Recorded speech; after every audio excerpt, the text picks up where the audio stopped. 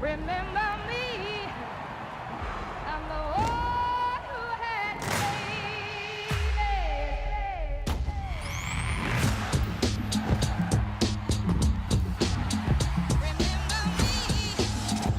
I'm the one who had to Remember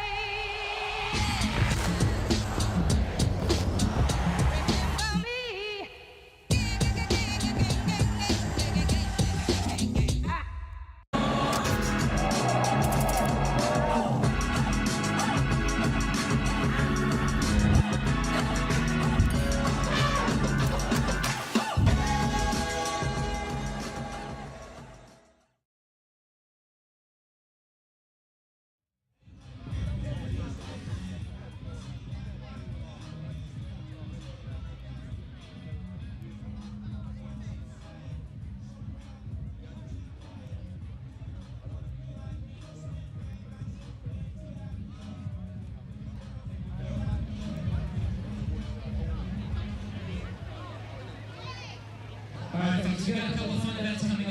With Olympic trials and national championships in the rear view, these are the important next steps of a huge summer in track and field. Welcome to Memphis. It's the Puma American Track League's second meet of the summer circuit, the 8th annual Ed Murphey Classic, right here from the Bluff City. Alongside 1996 Olympic gold medalist, three-time world champion Dan O'Brien, Serenity Douglas is trackside. I'm Will Bowling. Dan, this is a critical stretch of the summer. We've got Olympic hopefuls, and we've got some outstanding athletes looking to continue their seasons. Well, if you want some prep time going into the Paris Olympics, this is the time to get it. But what people don't realize is although we've selected these Olympic teams, all these countries have selected these Olympic teams, the Diamond League is only halfway through. So there is a lot of track and field left here this summer, and we're going to see some more track and field here in the United States before we get to the Olympic Games. And we are getting things started with the men's 110 hurdles. Our first event here of the day. There is Dylan Beard running in lane number 5, the very talented American. We've got 2 heats here of the men's 110 hurdle prelims, followed by 1 prelim heat of the women's 100-meter hurdles. Well, when you look down this list, the 110-meter hurdles has gotten a lot better over the last couple of years. We used to only mention a couple of names, Daniel Roberts and certainly Grant Holloway, and now there's a lot of young athletes in the 110-meter hurdles that are coming up and challenging, and there we do see Dylan Beard in lane 5, but keep an eye on the tall figure coming up here. He's down in the blocks now, but he's next to Dylan Beard, and it's the freshman from the University of Auburn, Jacoby Tharp from Tennessee. Yeah, Murfreesboro, Tennessee native, Rockvale High School, making the 3-hour trip, I'm sure, friends and family from Murfreesboro down to the city of Memphis. There is the full list. Jacoby Tharp right there beside him in lane number 4, the NCAA runner-up. And his personal best, 13:18 in the prelim. Well, and also, I was going to say, also in this race, a couple of former teammates. That's Damian Thomas from Jamaica on the outside and Eric Edwards Jr. in lane 3. They were teammates while at LSU. Ahmad Young Jr. off to a great start on the inside. On the outside there is Davion Wilson finishing strong. And a very close finish there at the end of our first prelim round. As Eric Edwards Jr., the semifinalist of the U.S. Championships right there. Can't miss him, can you, Dan, in that pink headband? Well, you love it when an athlete wears a headband like that, but that's a very unique uniform as well. But Eric Edwards Jr. started his collegiate career at the University of Oregon, and he transfers down to LSU and says, I want to be where people are running fast in the hurdles, and he got all the competition he could in the SEC conference there, but a good run by him on the inside. He was at the Olympic trials, made it all the way to the semifinals. You see Davion Wilson with the black top and the gray bottoms, the youngster out of Austin, Texas, now finishing his collegiate career at the University of Houston. He made a nice run from the 10th hurdle to the finish line to scooch up for second position there. But a good start for these athletes here at the Ed Murphey Classic. 13:38, Eric Edwards Jr., the top time there in that field. Wilson, 13:43. Jacoby Tharp rounding out the top 3, sneaking in there for a 13:46. Dylan Beard also heading on to the final later tonight with a 13:48. the 4th fastest time there in that opening prelim heat.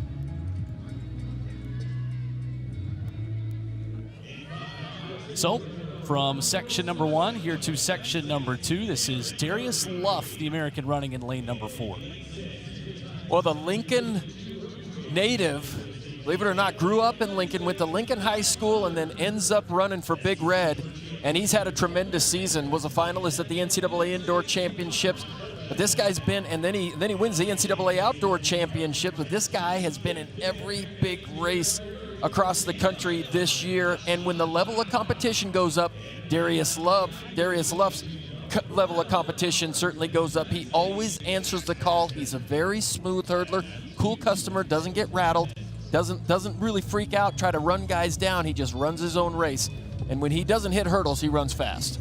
And Luff will be right there in lane number 4. So we've got the top 2 finishers at the NCAA Championships here in Memphis tonight.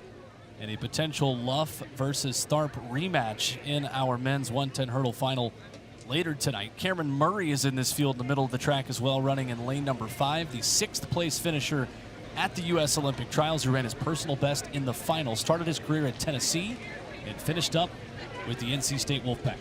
Connor Shulman out there in lane 7 as well, finishing his final season at Texas A&M. Didn't qualify for the NCAA Championships, but did get to go to the Olympic trials, so a little bit of redemption here for the former Aggie out there in lane 7.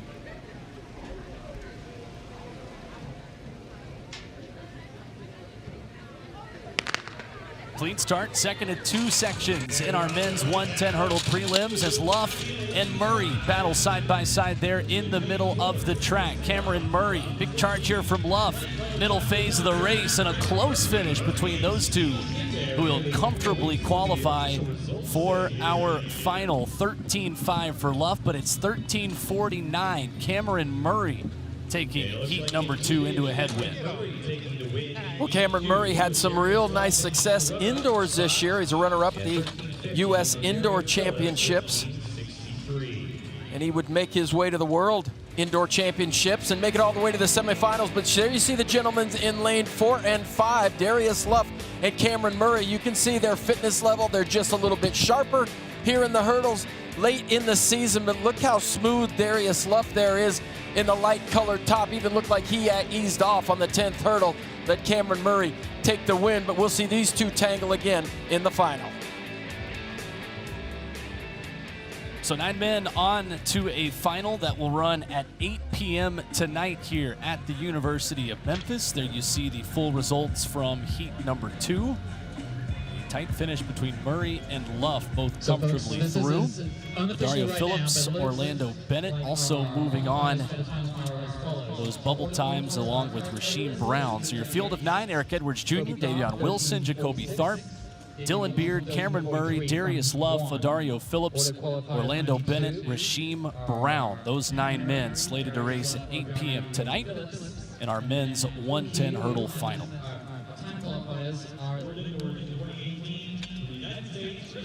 So we only have one heat in the women's 100-meter hurdles, and we have got a world champ in our midst tonight, Dan, in the spectacular Jamaican Danielle Williams. Well, she has done what she needed to do just year after year, making world championship teams, and here we're going to see her at the Olympics this season, but she continues just to plug along and make it into the big races.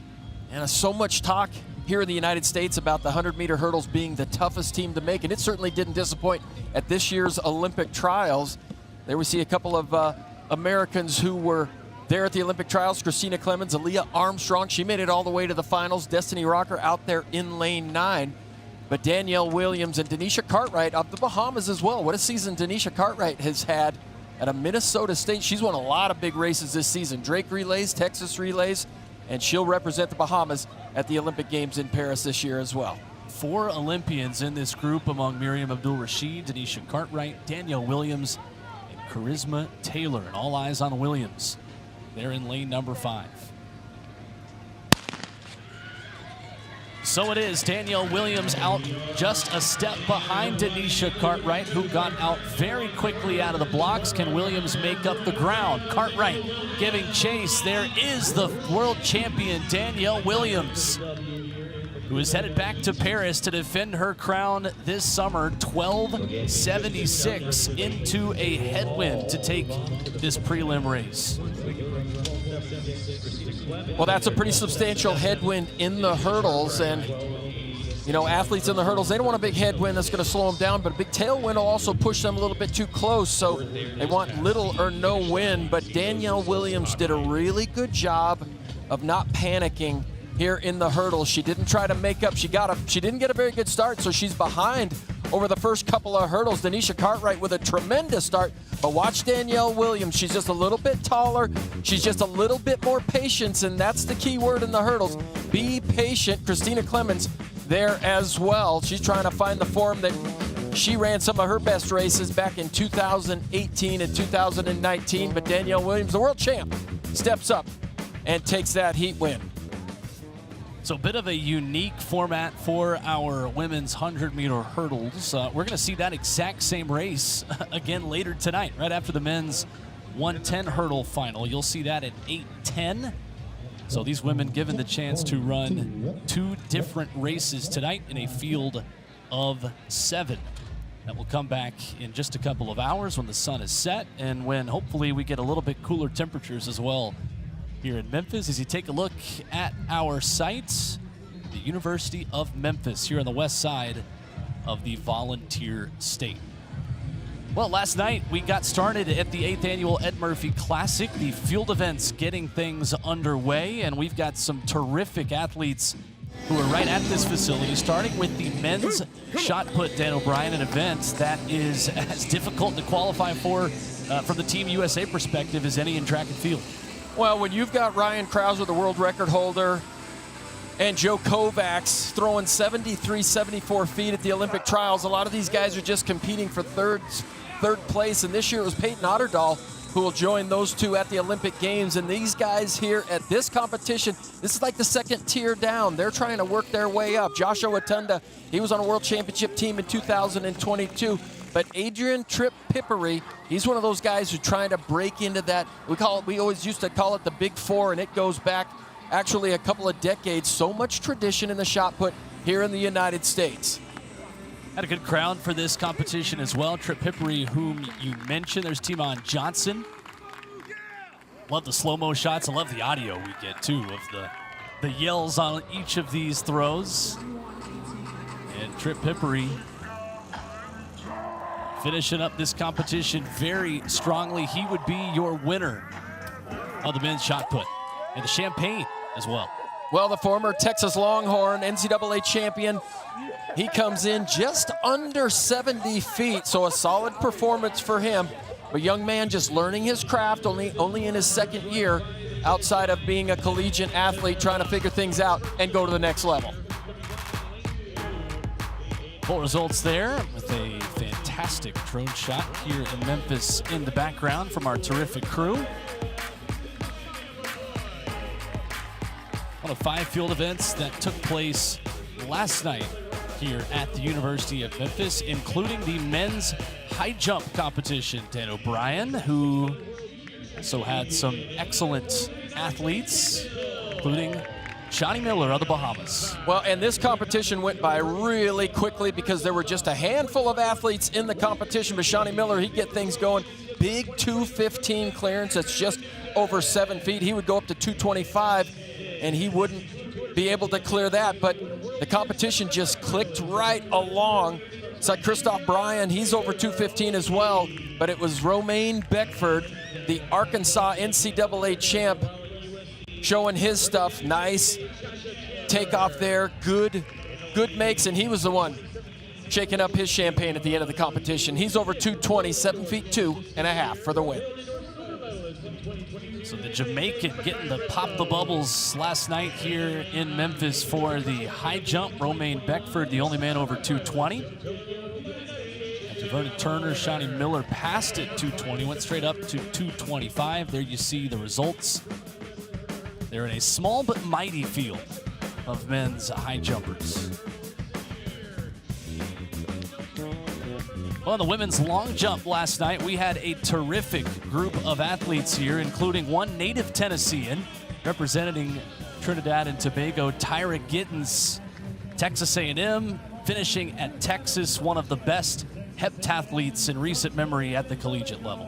And oh, Tyra Gittens, you break my heart. I love to see you in the heptathlon, but you've moved on to some single events. But this was a really good field, a nice field for women's long jumping. Kiana Davis would get things going in the early rounds. There's Jasmine Todd. She's made a couple of world championship teams. Didn't make the final at the Olympic trials, but she knows there's still a lot of summer left to go here in track and field. Tyra Gittens up next here. This was her second attempt after a foul on her first. 6:32 there on that second jump. And then Jamaica's Shanice Porter slow-mo into the pit. Well, Tyra Gittens now trains at Texas State down there in South Padre. So a little change of scenery for her. Shanice Porter. Then we get Ruth Osoro. This is a former Texas Tech athlete. A lot of former Texas athletes coming out here competing. The eyes of Texas were upon this women's long jump.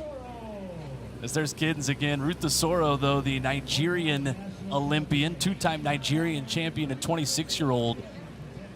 The class of this field, as you see Porter go through there, it was an excellent group of athletes. And Osoro, slow-mo, this was the sixth and final attempt to try to improve on her win. Well, in Osoro, too many Big 12 championships to even count. She gets the win, and this is a really solid group. So 670, and she knows, but between now and the Paris Games, she's got to jump farther because Tara Davis Woodall, 7-meter jumper. There's a few 7-meter jumpers in the world right now, so this is a good gauge so that some of these athletes can see where they're at before those Paris Olympics start. So there are the results. Women's long jump. Get you more highlights as we continue here tonight of our field events that took place last night. And an excellent group of Olympic athletes and still Olympic hopefuls who will continue their summer track seasons here tonight. We've got something for everybody in our schedule. The women's 100 final is coming up very shortly, and the hometown favorite Alaysha Johnson is about to take the track in the 100. We've got a girls and boys 100 with local athletes from the Middle and West Tennessee areas who qualified with prelim runs that were very competitive last night. And in the second half of our coverage here tonight as well, those hurdle finals right at the end of our coverage at 8 and at 8:10 later this evening.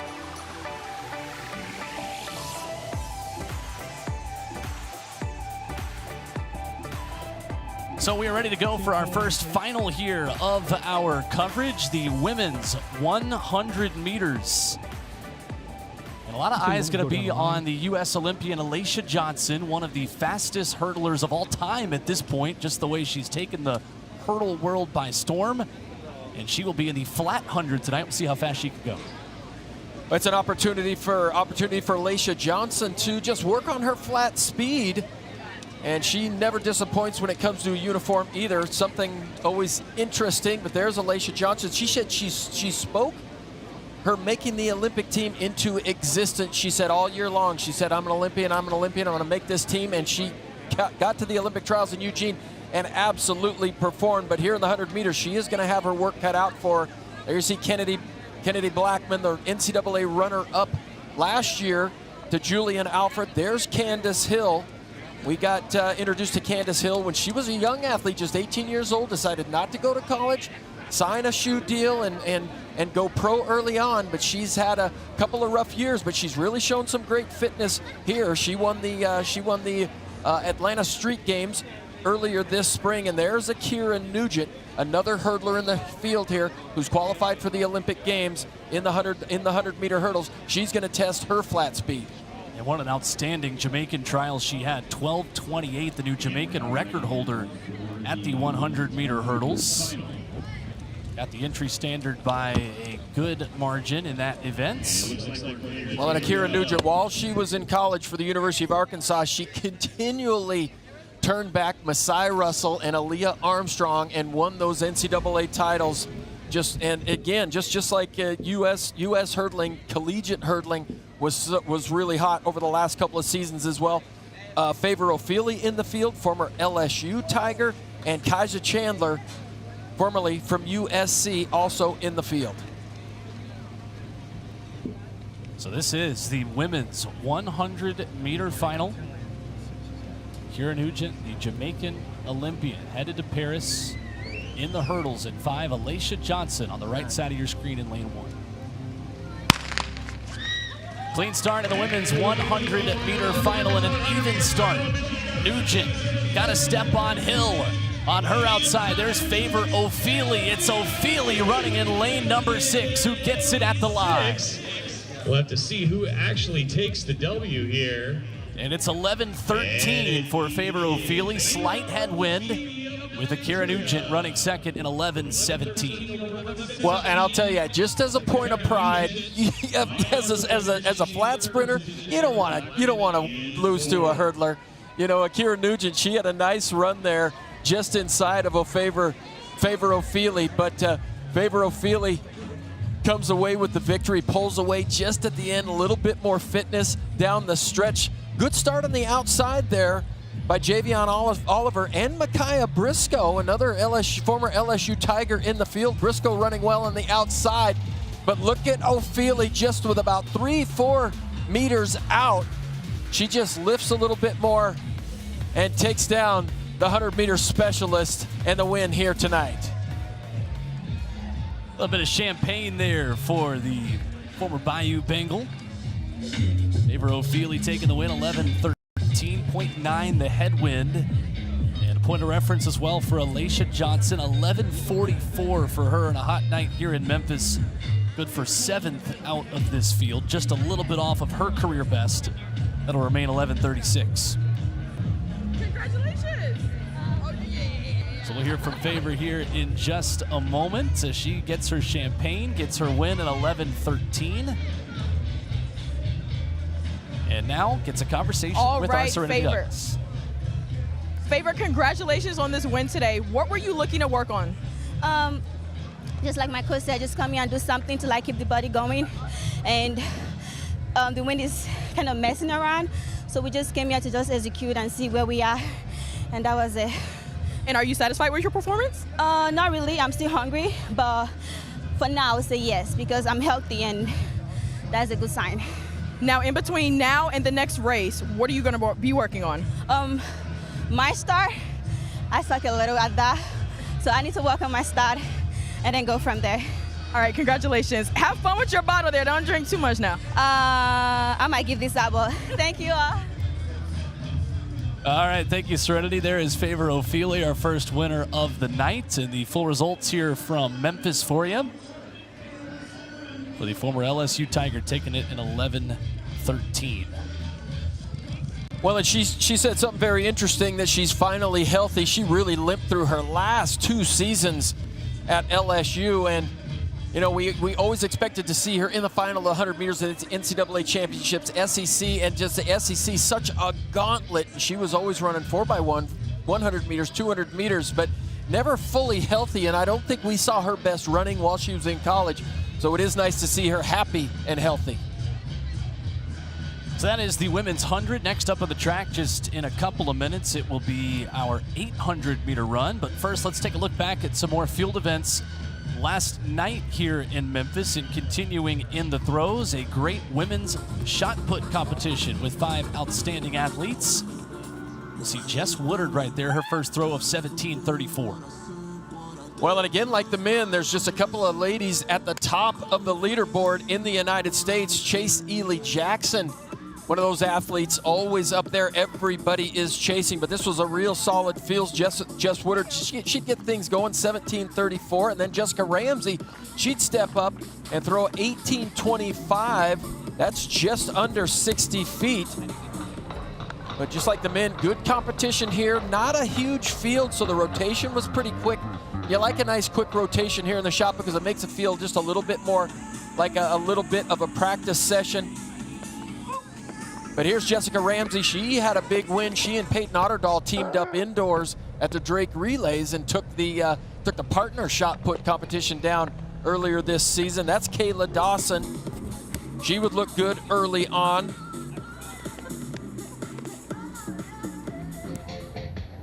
And then here was the 4th place finisher at the U.S. Olympic Trials here, Adelaide Aquila. Well, and a tough place to finish for Adelaide. She's made a world championship team. She had a lot of fouls in this competition, but she would get one good one on her 3rd attempt, 1891. So just about 61 feet. And the full results there for you. Adelaide taking the win, 1891.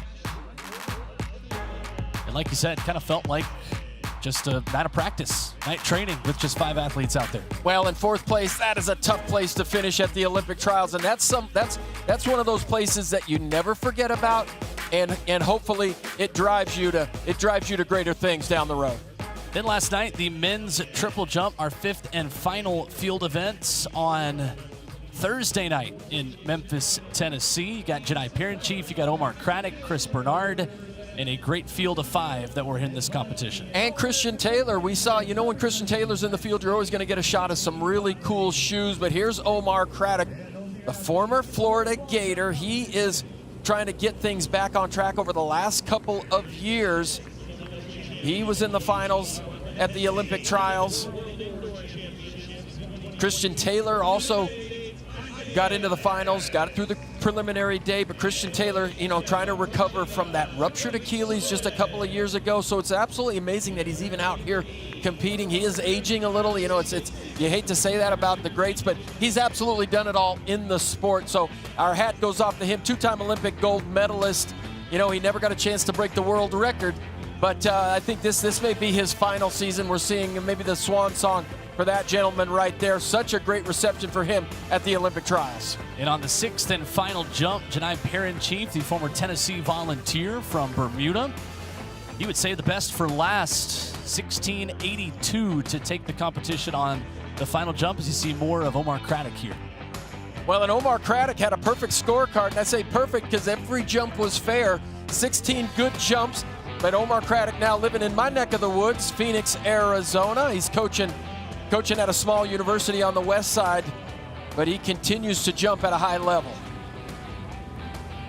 And Parent-Chief, the former Vol, in a meet that is named for a Tennessee track and field legend and the late Ed Murphey.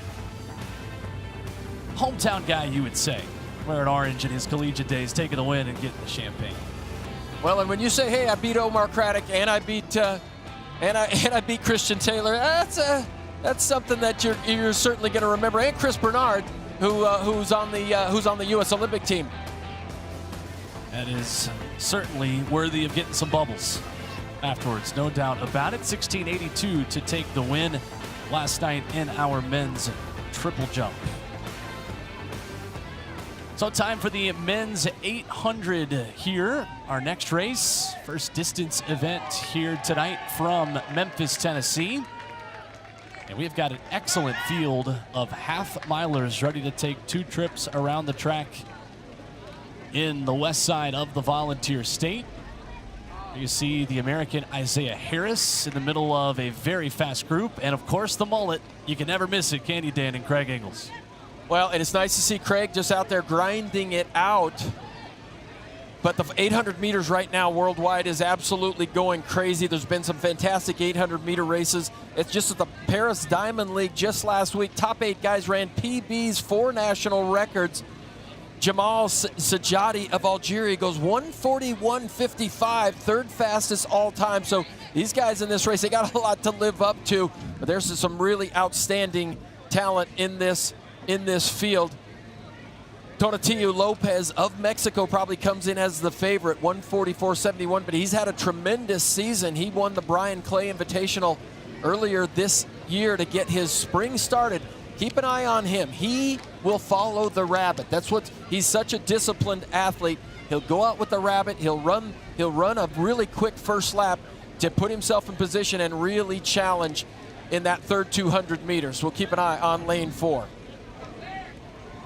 Tadachi Lopez qualified for the Olympic Games out of his world ranking, 144.71 season best, a personal best for him of 143.44. And newly signed Puma runner Eric Holt is in this field as well. What a story of redemption. He is looking to start here in this competition after a disqualification at the U.S. Olympic Trials, keeping him out of the final. He told the media yesterday here in Memphis, Stan, that he thinks he is in 144 low pace and is aiming for that tonight.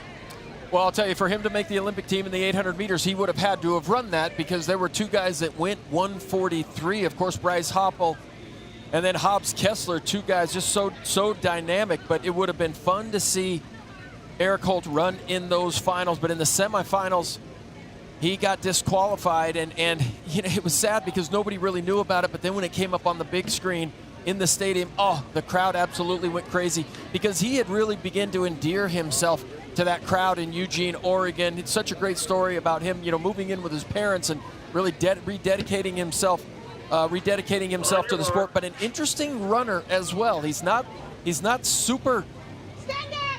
He's not a super technical guy when it comes to form, and so he comes off just looking a little bit different. But if he has a little bit of momentum with 200 meters to go, keep an eye out for Eric Holt. He's in lane 2. On your mark.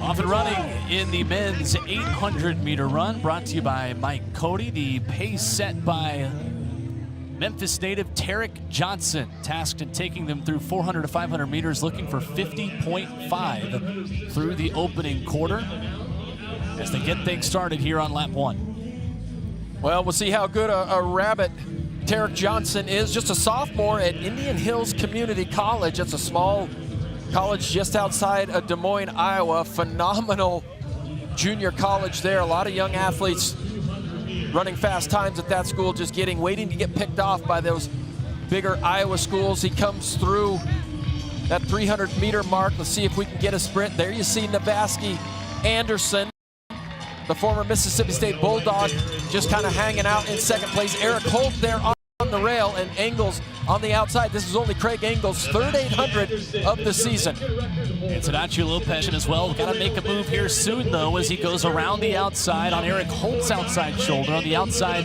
in lane number 1, it's Engels in third, Navaski Anderson, everybody following Therese Roden. And here comes Tadachi Lopez swinging along the outside. Well, a little bit of a late move for him. I kind of expected him to be up there with the leaders. But here as they go into the end of that third 200 meters, he looks like he's trying to take over just a little bit. He is a strong runner down the home stretch. Still anybody's race. Jonah Koech swinging around the outside. He'll run in front with 100 to go. He has turned on the afterburners.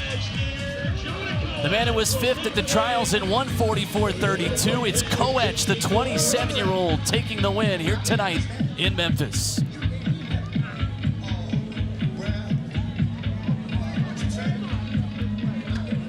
And it's 145.23 officially. Tadachi Lopez second, 146.3. Well, Jonah Koech, he was a World Championship team member back in 2022.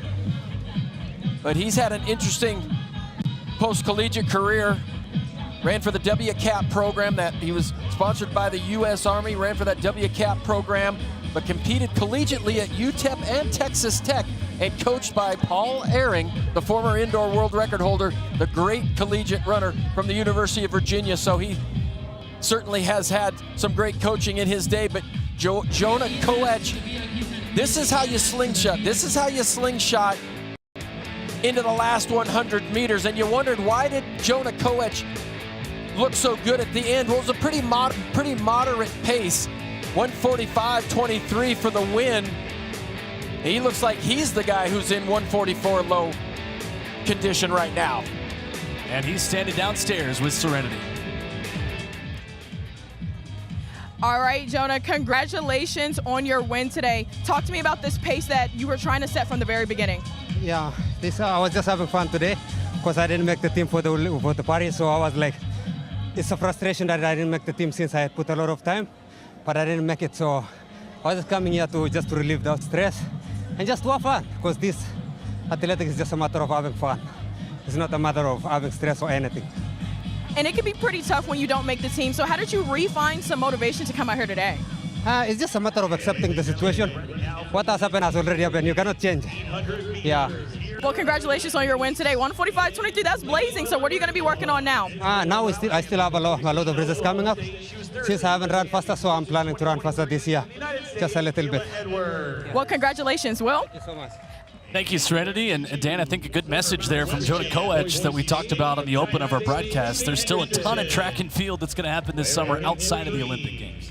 Well, and only 3 guys make the Olympic team, all right? And that you know, I'm trying to think how many, 36 entries in the men's 800 meters. So a lot of people are walking away from the Olympic trials a little dejected, a little bit down. But he said, hey, look, it is what it is, and this is the situation. So I love his attitude. And, you know, I'm not sure what's really fun about 2 laps at 800 meters, but he said he's out there having fun. Absolutely nothing at all. We'll take a quick pause. When we come back, the women's 800 on deck from the Ed Murphey Classic in Memphis. For the United States, Addie Wiley.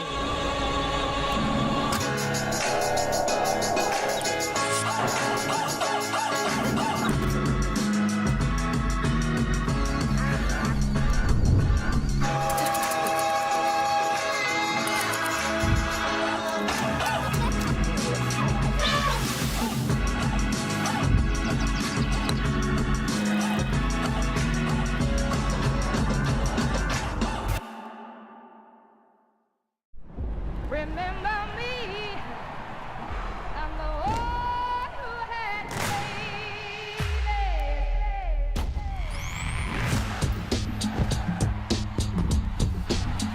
Remember me, I'm the one who had to Remember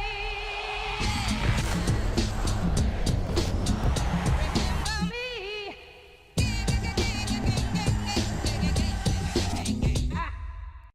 At City Auto, you'll find a gazillion reasons to buy your next vehicle. Find great selection and value conveniently online and in person. Find more than 35 brands and all the luxury models too. Find more for your trade. Find honest, friendly service. Find competitive financing and upfront pricing for a no-hassle car buying experience. City Auto. See a gazillion, find the one. Elmore Road off Covington Pike, Memphis. CityAuto.com.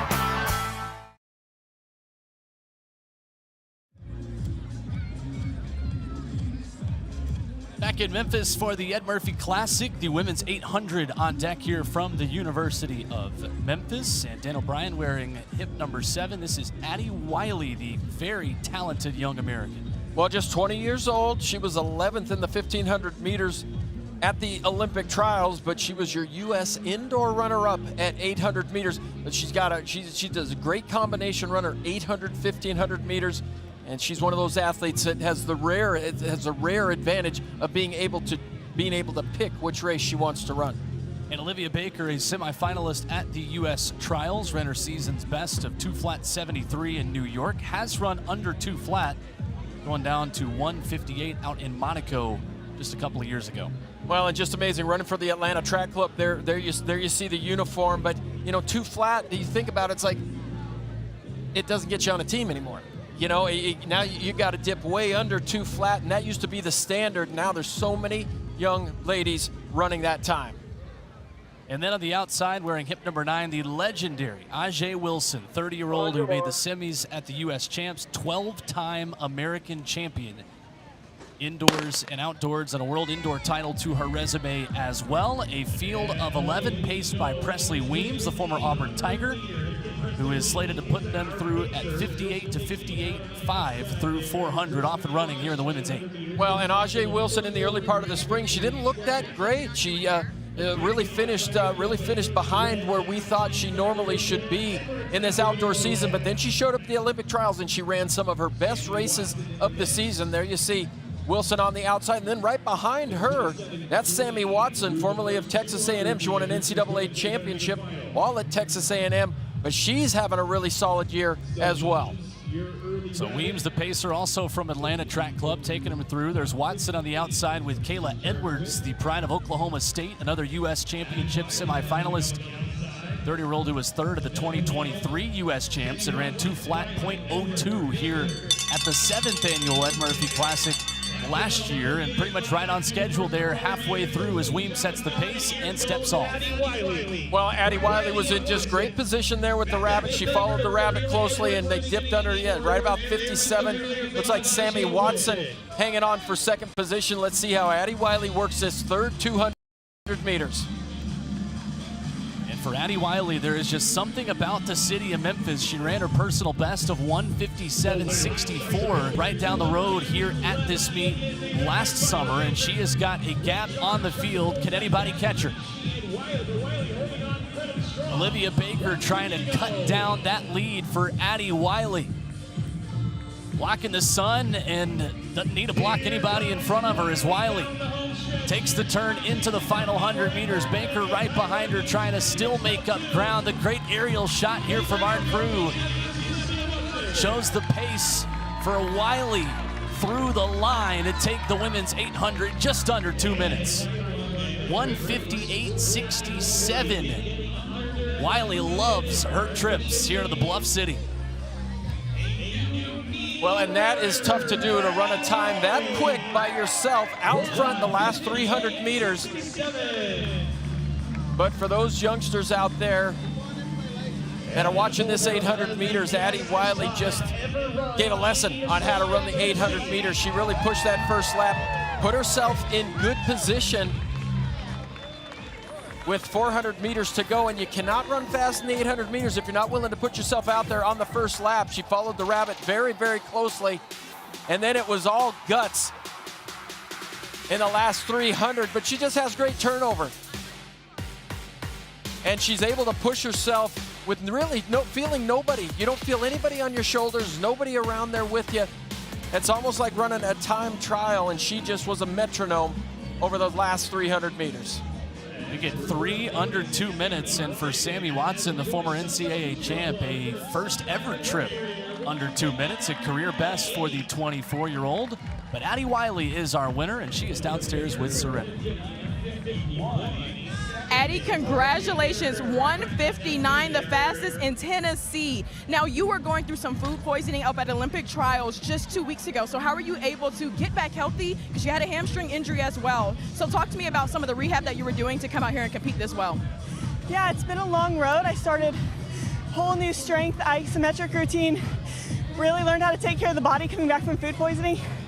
So it's been a long and slow journey, but I'm just trusting the process and trusting all that work I did before I got sick. It's still there, I just had to find it. And it's also a meet record, so congratulations on that. Did you kind of feel like you had something to prove out here today? Absolutely, I mean, it's really hard to come off the Olympic trials, anybody but the top 3, and realize the summer's not over yet. We gotta keep running and keep running fast, so I wanted to crush it today, and I'm happy with what it was. And you absolutely did crush it. Sub 2 minute, now go and celebrate right there. Back to you, Will. All right, thank you, Serenity. The 20-year-old Addie Wiley, that is certainly a face and a name to remember in U.S. middle distance running. Well, she did have a good year. She had an outstanding year, runner-up indoors in the 800 meters, but then outdoors, she does get the Olympic standard. And so when she got to those Olympic trials, you know, her finishing 11th might have been a little farther down than she wanted to, but that's a great feat in itself to get that Olympic qualifying standard and to get into the finals at the trials. And champagne to go with it as well here in our women's 800. Coming up, it is the women's 400, a spectacular field including 5 Paris Olympians on deck. At City Auto, you'll find a gazillion reasons to buy your next vehicle. Find great selection and value conveniently online and in person. Find more than 35 brands and all the luxury models too. Find more for your trade. Find honest, friendly service. Find competitive financing and upfront pricing for a no-hassle car buying experience. City Auto. See a gazillion, find the one. Elmore Road off Covington Pike, Memphis. CityAuto.com.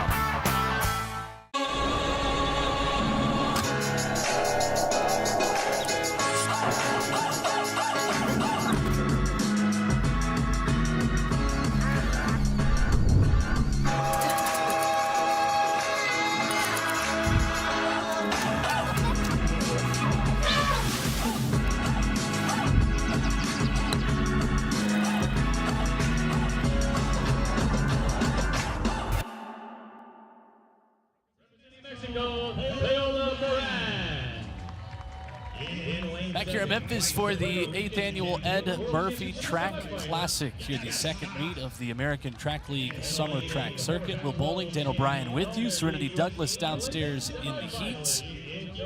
And coming up next in just a few minutes, the Jim Mathis Women's 400 meters.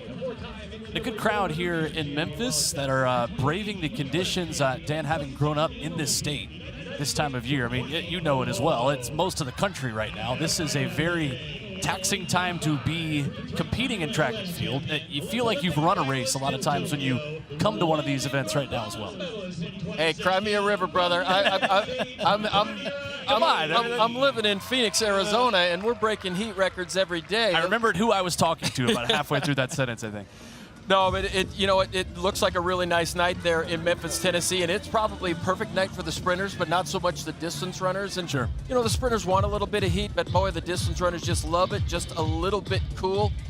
But yeah, no, you gotta love these hardcore fans to come out here, and all it takes is a good hat, some sunglasses. That's right.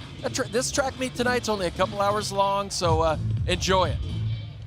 Well, in the Jim Mathis Women's 400, we've got 5 athletes who have qualified for the Paris Games, and this is Canada's Lauren Gale, who ran the Olympic standard back on June the 4th. She has had a terrific season. Well, and what's interesting is that Canadian team went to the Bahamas. That 4x4 Canadian team went to the Bahamas and qualified, and so she'll be in that relay pool along with Kyra Constantine, Ayanna Stavern, Alicia Marsh, and Zoe Schurer, and this is going to be one heck of a Canadian 4x4 squad this season. There's Gale in lane number 4, and right to her outside, Quinera Hayes, who has been picked to represent the United States in their relay pool. Well, and Quinera Hayes, this has been one of her best seasons as a 400-meter runner, but I'll tell you what, the 400 meters, just so many events this year have just stepped up. There were a gang of people running under 50 seconds, and she ran well in the early rounds at the Olympic trials, but she just couldn't hang there in the final. She would finish 7th, but she's one of these athletes that you want her on that relay team because of her experience. She's such a savvy runner. She's one of those athletes who loves to chase, run other people down, and if she got a great lead, she does what the U.S. does, and that's helped these teams win gold medals at the Olympic Games and the World Championship. So it's nice to see Quinera Hayes donning the USA uniform once again. Hayes was 7th in Tokyo, 2017 world champ on the US 4x4 at those World Championships in London. There's just something about races over one lap in this sport right now. When you look at what Rai Benjamin did today in the Diamond League and the 400-meter hurdles, of course, I don't have to introduce what Sydney McLaughlin has been doing in a single lap as well, but the flat 400 too, Dan, this is a remarkable time to just be running one lap. And Quincy Hall dips into 43 seconds in the 400 meters as well. But Noah Lyles is sitting home going, hey, what are you talking about? Absolutely. The races under 400 meters are pretty quick as well. And I apologize. I said that Quinera Hayes finished 7th at the Olympic trials, but she got 5th at the Olympic trials. But I'm sure Michelle Freeman, the relay coach, who has really turned things around for the U.S. women relay pool, is really excited to have her on that squad. But a couple other Olympians in this field as well. Nicole Yergin, she'll represent Team GB. She's out in lane 8. She was 4th at the British Championships. Paula Moran, Gabby Scott, Kyra Constantine in this field. 3 more Olympians as well. And our Jim Mathis Women's 400 off and running. Gale in the red in lane number 4 with the bow around her hair. You can't miss Quinera Hayes, who will represent Team USA in Paris, running in lane number 5.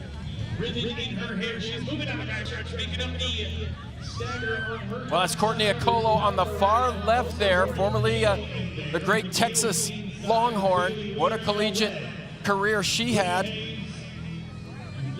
And there's Gabby Scott running in lane number 7, qualified for the Paris Olympics, Puerto Rican national record holder. But now Hayes runs into the picture with Bailey Lear of the United States running very well in lane number 3. This looks like a blanket finish in our women's 400. And in lane 3, Bailey Lear, like a jet, flies first to the line. 50.92, the winning time, and a new career best for the 23-year-old American Bailey Lear.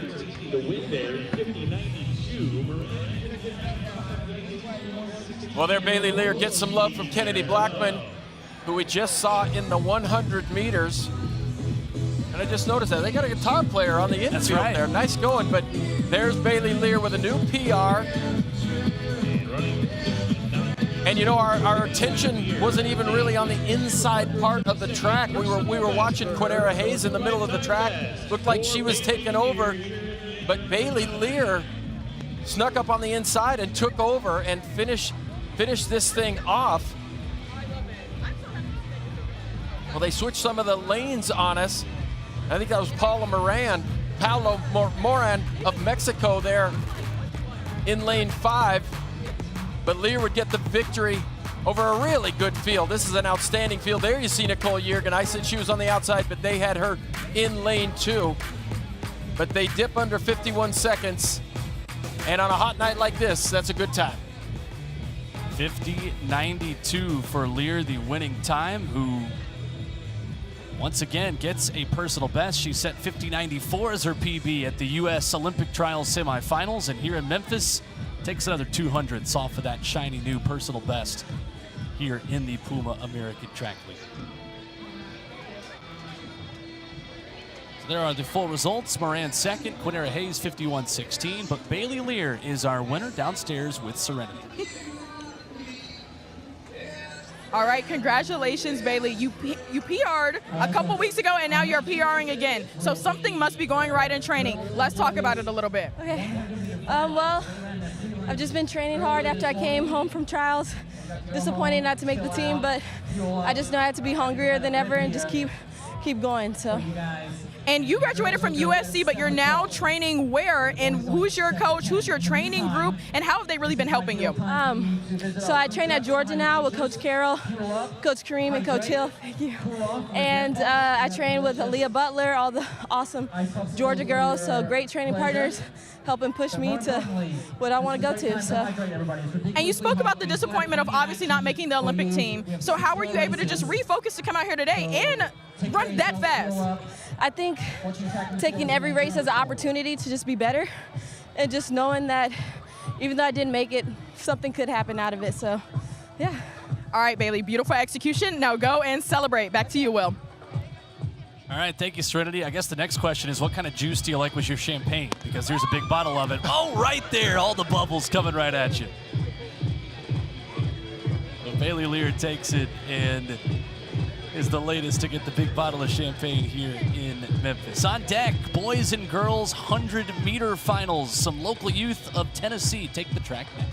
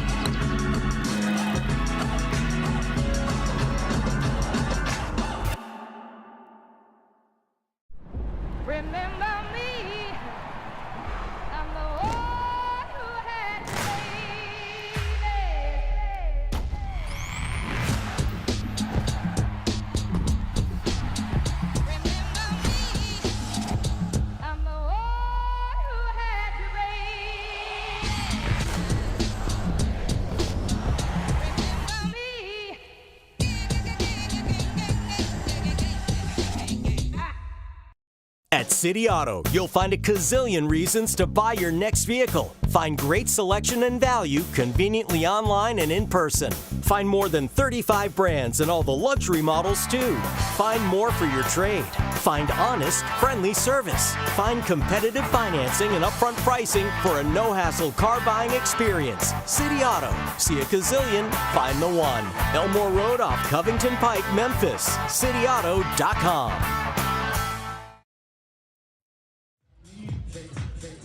here in Memphis. The 8th annual Ed Murphey Track Classic continues. You're a part of the Puma American Track League, and Serenity Douglas has got a very special guest. I sure do. Now, Max has been the meet director for about 8 years now, and this is the 8th annual Ed Murphey Classic. Now, what are these athletes looking for out of this meet? Yeah, I mean, a lot of the athletes are getting ready for Paris. We have a few that are going to Paris in 2 weeks. Aside from that, some athletes are trying to just get an extra competition before shutting down their season, and just coming out and trying to get some good performances. And you live here in Memphis, so why is this such a good meet for the community? Yeah, Memphis has a really a strong history of track. Youth, especially high school and middle school, we have lots of programs. So it's really nice to have these pro athletes coming here, showing what they do, showing the kids here in Memphis what's possible, really, if they keep at it and keep working hard. So it's really inspiration, and they become sort of mentors to them. So it's really great to have them here to talk and see our kids. And they have a lot to look forward to this meet today and also tomorrow, street pole vault. Yeah, 3-day event. Tomorrow it's going to be amazing. We'll be on Beale Street, headquartered at Handy Park across from Alfred's. We have the Beale Street pole vault, women at 5:30, men at 7:30. And then we also have a family open 1 mile road race starting at 3:30, or 4:30, excuse me. Lots to look forward to. Thank you so much, Max. Thank you, Serenity. And we're also going to have Eddie Murphy tonight and Paul Doyle, so make sure you guys look forward to that as well. All right, thank you, Serenity. Max Paquette, the best of the best. Guy works so hard to put on this great event every single year, and its 8th installment. There is the VIP area. I missed my ticket, must have been sent to my old address or something, but that looks like a great place to be tonight. And right past the finish line, you gotta love that location. I want to know more about this family and friends mile. It's like I could get my family to run a run a fun, friendly mile. Gee whiz!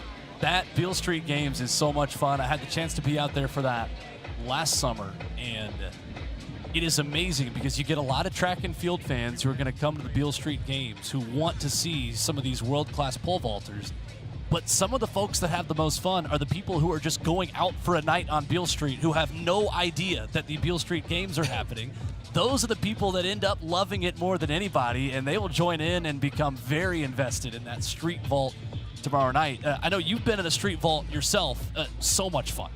It really is. That pole vault runway, when you can pick it up and you can move it out into the middle of a nice party main street, when you could put it on a beach, when you could put it on a boardwalk. I actually won a pole vault competition clear back when I competed in 1995 in Tacoma, Washington. It was July 4th, and it was on a boardwalk in Tacoma, Washington. I made 17 feet. It poured rain. Nobody else made another bar, and they declared me the winner. And it was a pretty good field that year, as I recall. But that's just one of my big wins in the pole vault. If I can go back in time.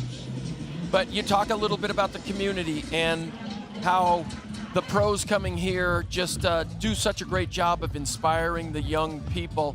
And I think one of the things there's a renaissance recently over the last 6-7 years. So much good coaching because all the coaching is online. You can see what the pros are doing. You know, as a youth athlete, you can follow a program like Coach Carol Gilbert Smith at the University of Georgia.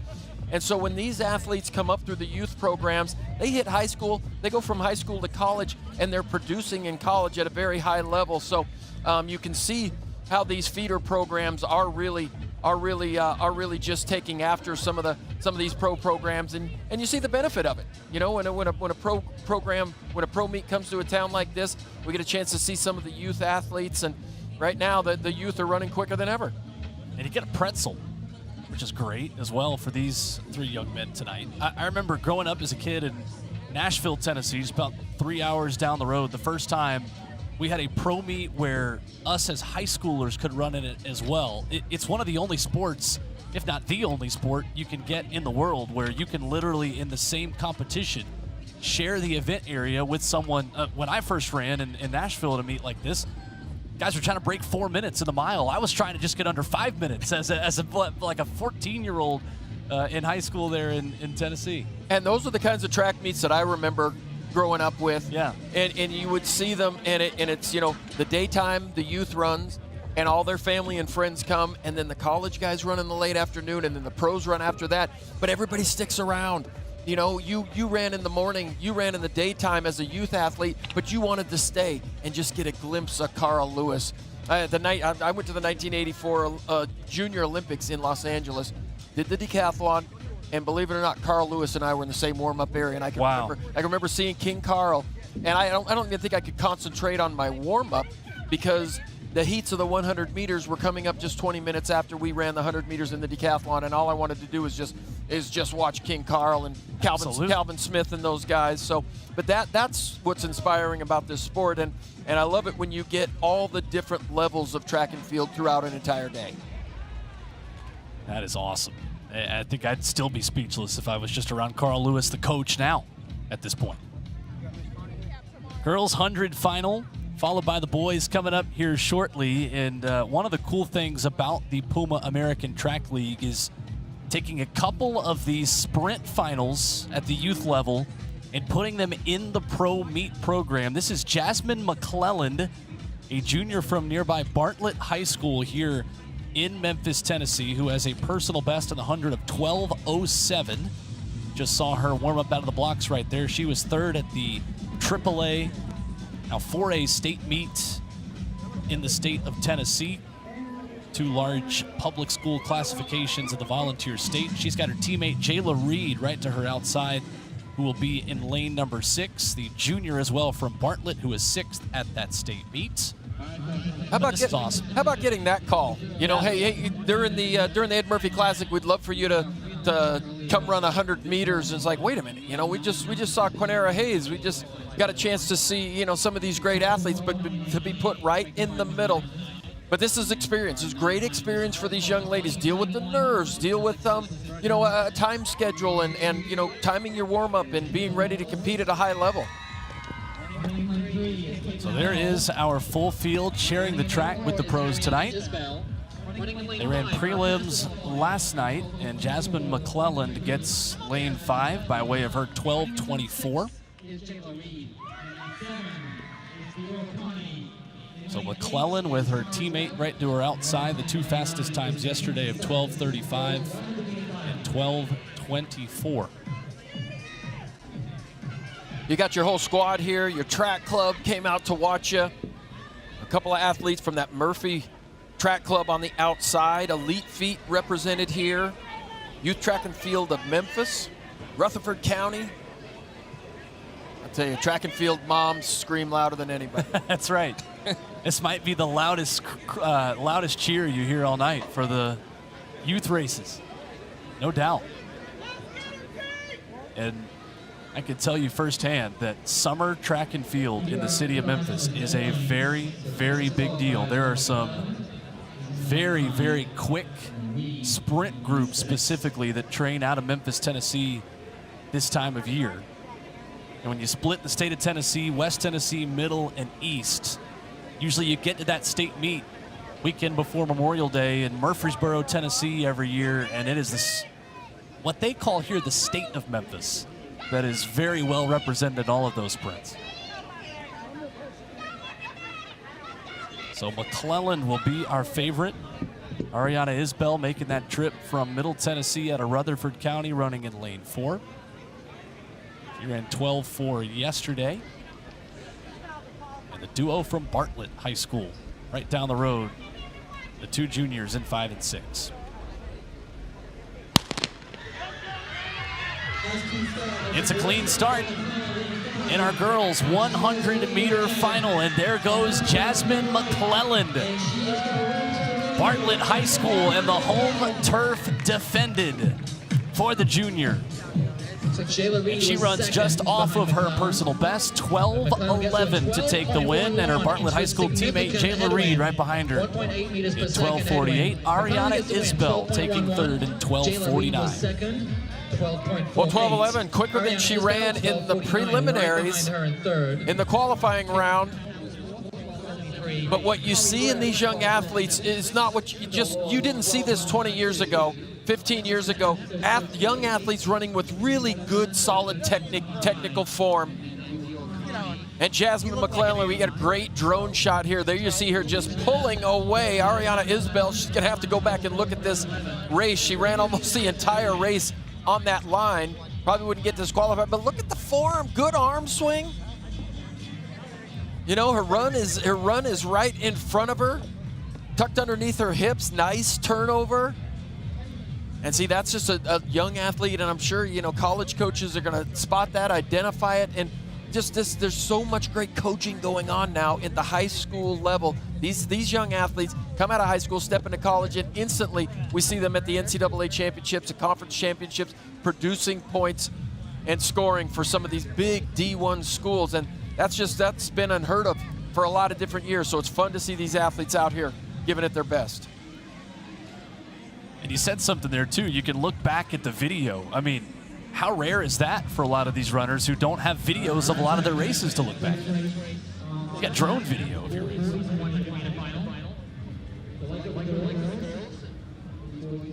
So girls 100, making way now for the guys who are on deck. And a group of runners that was anywhere from 10:64, the top qualifying time for Zachariah Taylor, up to the low 11.2s.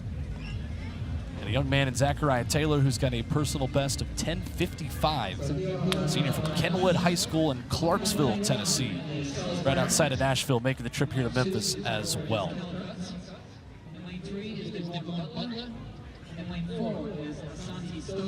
Well, and I love the discipline of these young athletes as well. The one and done rule has really it's just not in the pros anymore. You see it in college, clear down in high school. And you know, when I was coming up, it's false start after false start, and now it's, you know, one false start and you are out. And these young athletes have really shown great discipline. And you're not seeing a lot of false starts in these high school races anymore. Zachariah Taylor, certainly the class of the field on paper. 10:55 is a personal best, and he was 6th at the state meet. And I think 6 other athletes in the state of Tennessee were quicker than he was. And I'm always amazed. I live in Phoenix, Arizona now, and I don't think we have anybody in the state that runs faster than probably 10:40. But you know, I wonder, it's like, we're a pretty big city. Phoenix is a pretty big city. Why do, you know, still to this day, all the fastest kids in the country come from Texas and Florida. That's right. So this is the boys 100 final, and coming up in just over 10 minutes, we're going to have the men's 100 final at the professional level as well.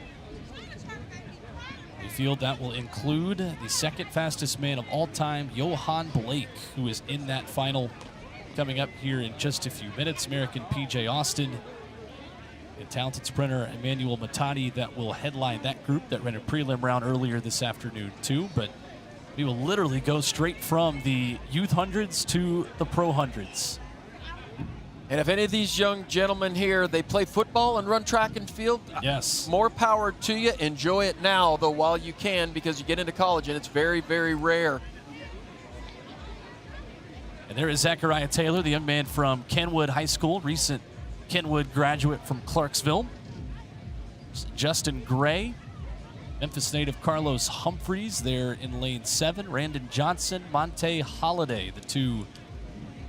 It's like Johnson absent in 8, so Holiday in 9, getting that outside lane. I love all the poker faces from these guys as well, trying to look as serious as possible with the camera right there. I'd be doing the exact same thing.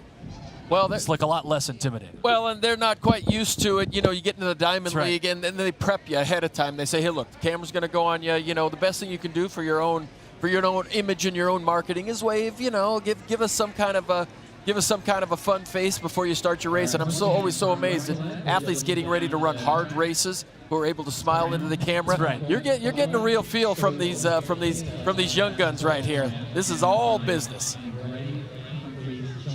So before our pro men take the track in the 100 final, this is high school boys 100. Zachariah Taylor after a 10:64 yesterday. Looking to go even quicker here tonight at the University of Memphis. He is in lane 5. Pretty even start. Good start in lane number 4 for Asante Stovall, but there goes Zachariah Taylor, stepping away from this field, and he will finish through the line. The winner of the boys 100. Not quite as quick as yesterday, but still excellent in the Memphis heat. 10:74 for the Clarksville, Tennessee native. Justin Gray taking second in 11:1.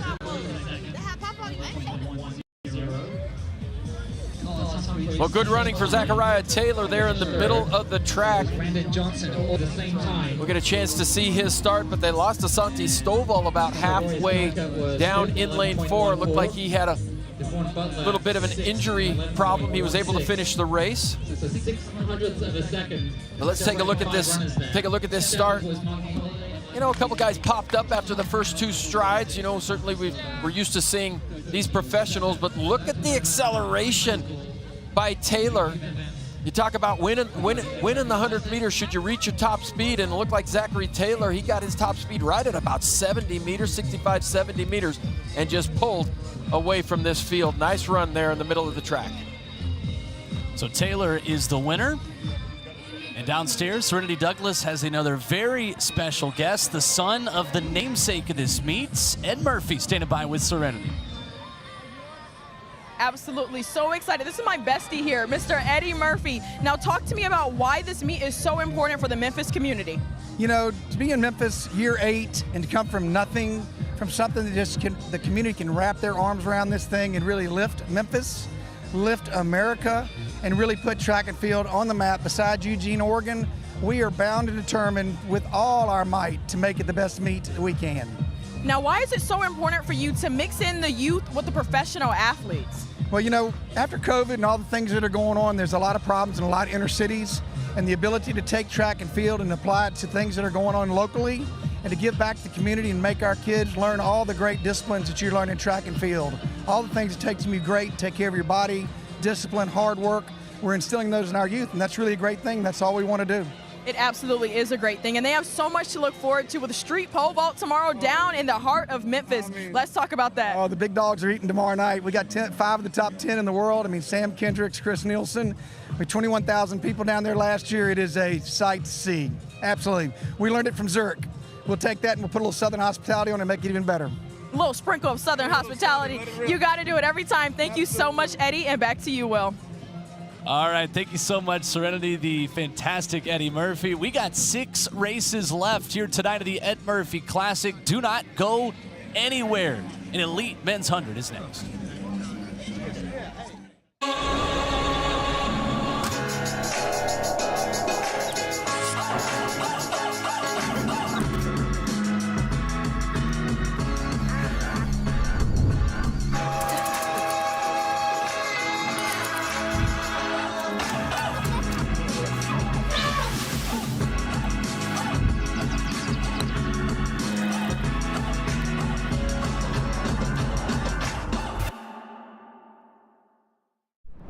Remember me, I'm the one who had to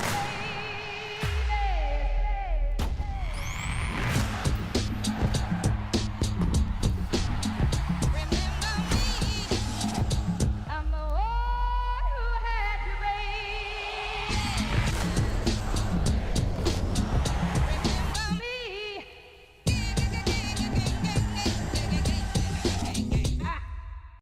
At City Auto, you'll find a gazillion reasons to buy your next vehicle. Find great selection and value conveniently online and in person. Find more than 35 brands and all the luxury models too. Find more for your trade. Find honest, friendly service. Find competitive financing and upfront pricing for a no-hassle car buying experience. City Auto. See a gazillion, find the one. Elmore Road off Covington Pike, Memphis. CityAuto.com. We are here in Memphis. This is the 8th annual Ed Murphey Track Classic in honor of Tennessee Sports Hall of Famer and former Tennessee volunteer Ed Murphy. This is our schedule of what we've got left. Yohan Blake will take the track coming up here in just a moment. The men's 100-meter final, followed by a spectacular women's 200. This meet began as the Ed Murphy Mile, so of course we've got to have the Ed Murphy 1500, the women and the men on deck after that. And then after prelim rounds at the beginning of our coverage here tonight in Memphis, hurdle finals that will be very quick to finish off our competition here at the Puma American Track League at the Ed Murphey Classic.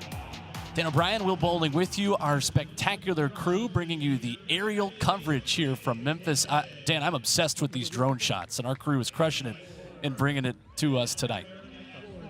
Well, it's a view that you just don't get to really see in this track. You just see what a beautiful layout that is. And I'm always interested as a multi-event athlete.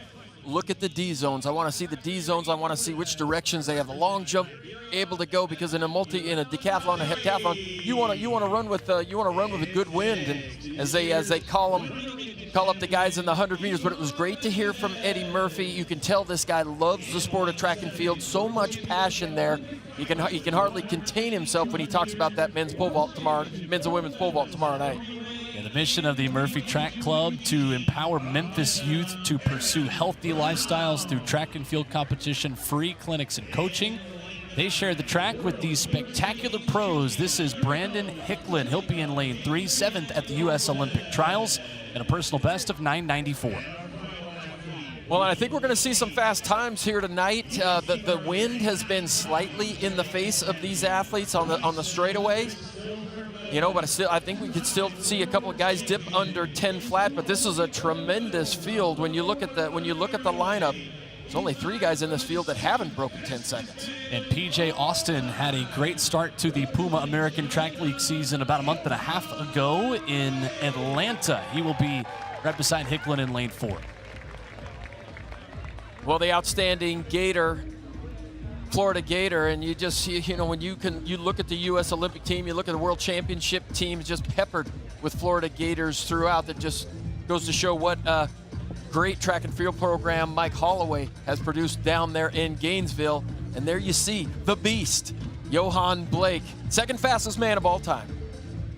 Was talking to the media yesterday in Memphis, Yohan Blake saying, I'm continuing to compete. I just love running. And he said, I love impacting the next generation. A lot of Jamaican track fans wanting to see what their next generation looks like at the Paris Olympic Games this upcoming summer. They got a couple superstars that are in spectacular form, and this guy has inspired many of them. Well, and what's interesting is you get kind of lost with Jamaican sprinters when Usain Bolt comes around. Everybody else gets a little bit forgotten, but don't forget Yohan Blake. He was the guy who won the world championship when Usain Bolt started out, and this is to say he's the second fastest man in history. It's absolutely amazing. And Asafa Powell as well. And Asafa Powell is one of those guys who's really supported the American Track League over the years. So it's nice to see Yohan Blake still making an impact on this sport. You think about some of the young guys, Kashane Thompson and Oblique Seville, who are trying to follow in the footsteps of Yohan Blake. In the prelim round, it was Emmanuel Matadi who had the fastest time, and it was in a minus 2.0 headwind. You mentioned it's died down maybe a little bit as the meet has continued tonight. So Matadi will get that middle lane in lane number 5. He's headed to the Paris Games and actually ran the Olympic standard at this meet last year, August 4th, last summer, right down the road at Rhodes College, running 9:97 here right down the road. This is a fascinating event, Dan, at 100 meters coming up. And, of course, the headliner maybe of the entire men's U.S. Olympic team is, of course, Noah Lyles. Well, and what you got to love about Noah Lyles is he's calling his shot. He says, hey, watch me win the 100. Watch me win the 200. Watch me, win it in a 4x1. And if they let me, I'm going to run a 4th event, the 4x4. And I don't imagine they're going to let him. You never know. But he's done a lot for the sport. And for a lot of years, everybody was wondering who's going to take Usain Bolt's position? Who's going to be the next great world sprinter? And really become a superstar in the sport. And I love the fact that Noah Lyles, and you ask him, it's like, how are you able to stand up there and say, hey guys, I'm this good, and watch me? And he says he loves just talking things into existence. And there's his brother Josephus. They train together, and this is a little bit out of place for Josephus Lyles because we're used to seeing him in the 200 meters. I'd love to see Josephus come up and move into the 400 meters, perhaps. There you see a good shot of Yohan Blake. Somebody who I think we need to keep an eye out in this field is Aaron Brown from Canada. He's going to represent Canada again, but he's got a heck of a 4x1 team going. Look out for Canada in that 4x1. Aaron Brown, Jerome Blake, Brendan Rodney, and, of course, Andre DeGrasse. Never count those guys out of a medal at the Olympics or the World Championships. And that was a big deal, of course, up in Canada when they were able to win in Eugene in that 2022 World Championships. Olympic silver and bronze in Tokyo and Rio for Brown as well. So a veteran Canadian relay sprinter who is headed to Paris in this field as well. The two Paris Olympians, Matadi and Brown. Matadi in 5 and Brown in 7. Yohan Blake, you can't miss him there in the Puma kit, running in lane 8. And the young American and former Florida Gator star, PJ Austin, running in lane 4.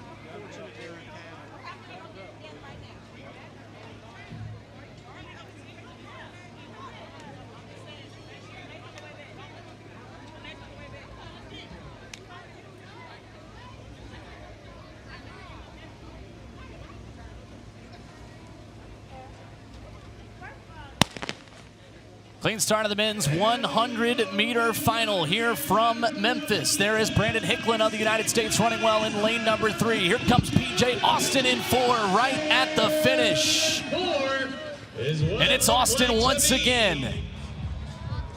10:04 for the former Florida Gator. 2 American Track League meets and 2 victories in the summer of 2024. Emmanuel Matadi taking second in 10:1. Brandon Hicklin, after that great start, rounds out the top 3 in 10:12. Well, just 2 100ths off of his season best. He's got to be happy with that run. We get a chance to see what the wind is doing down there. But PJ Austin, he looked great in the last 40 meters. Good drive phase out there for Austin. He and Brandon Hicklin battling a couple of guys from the SEC going at it once again. But there was about 40 meters to go. Looked like PJ Austin just shifted into overdrive, started stepping away from the other athletes there. But he has run under 10 seconds with a pretty solid tailwind. But 10:02 is a seasonal best, 10:04 today. And these athletes, I love it. They cross the line and they know right where to look. Where's that clock? Where is that clock? But PJ Austin, such a useful sprinter for the Florida Gators. Big part of their success in the 4x100 meters and the sprints, even the long jump while he was a Florida Gator. Well, PJ Austin's getting to know Serenity Douglas very well, a winner once again in the American Track League downstairs. Now, PJ, you look directly at the clock right when you cross the line. It's because you've just been fighting with this 10:02, 10:04. Let's talk about that a little bit. And are you pleased with your run? Yeah, I'm pleased with the run. You know, I don't really chase time, so whatever time flashes up, I'm happy with it. It's a good race. We're healthy, so we move on. So then what are you going to be working on now? Start. Still working on getting good runs in. Hopefully I can run more meets, and that's about it. Now, speaking of more meets, there is another American Track League meet at your home college. Will you be there, and are you going to be representing? Yeah, of course I'll be there, you know. Gator for life. That's my home track, so we're going to pop out house for fun. All right, now speaking of having fun, congratulations on your win, and you're going to go right over there. Will? All right, thank you, Serenity. Get you some champagne there, PJ. Shake that thing up. Mary Grace Murphy, Billy Saveco helping him out with it. There you go. After the win. Interesting, I like what he said about I don't chase times. I'm healthy, it's a good effort, move on to the next one. What track and field athlete doesn't chase time? Come on now. We all chase times, right? And when you're not trying to beat somebody else, you're trying to just go faster than you've ever gone before. But you know, PJ Austin, he just, you know, it's a good idea. It's like, hey, look, I'm not out here chasing times. I'm trying to execute, and he executed very well there. And he pointed out, he said, look, I got to get better at my start, and his start was solid today, but I'm sure he can do it a little bit better. But he's coming off a very good post-collegiate season here. 10 when you're around 10 flat on a consistent basis, you know things are going well for you. He was 7th at the Olympic trials, so to get in those finals just a couple years removed from college is a big accomplishment for him. Another angle of our men's 100, the women's 200 on deck. 5 races to go from the 8th annual Ed Murphey Track Classic.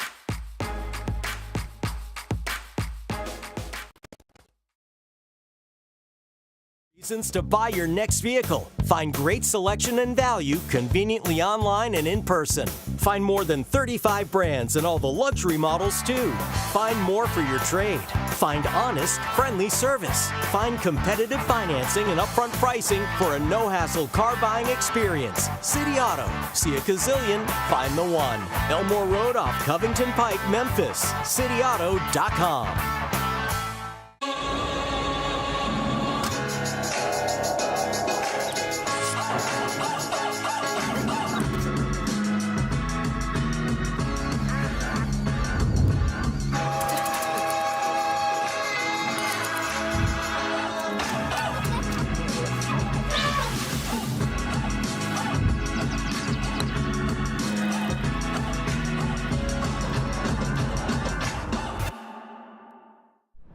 Remember me, I'm the one who had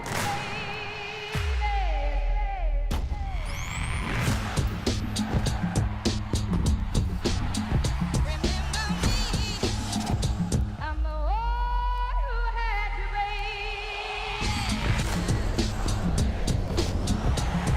Remember me.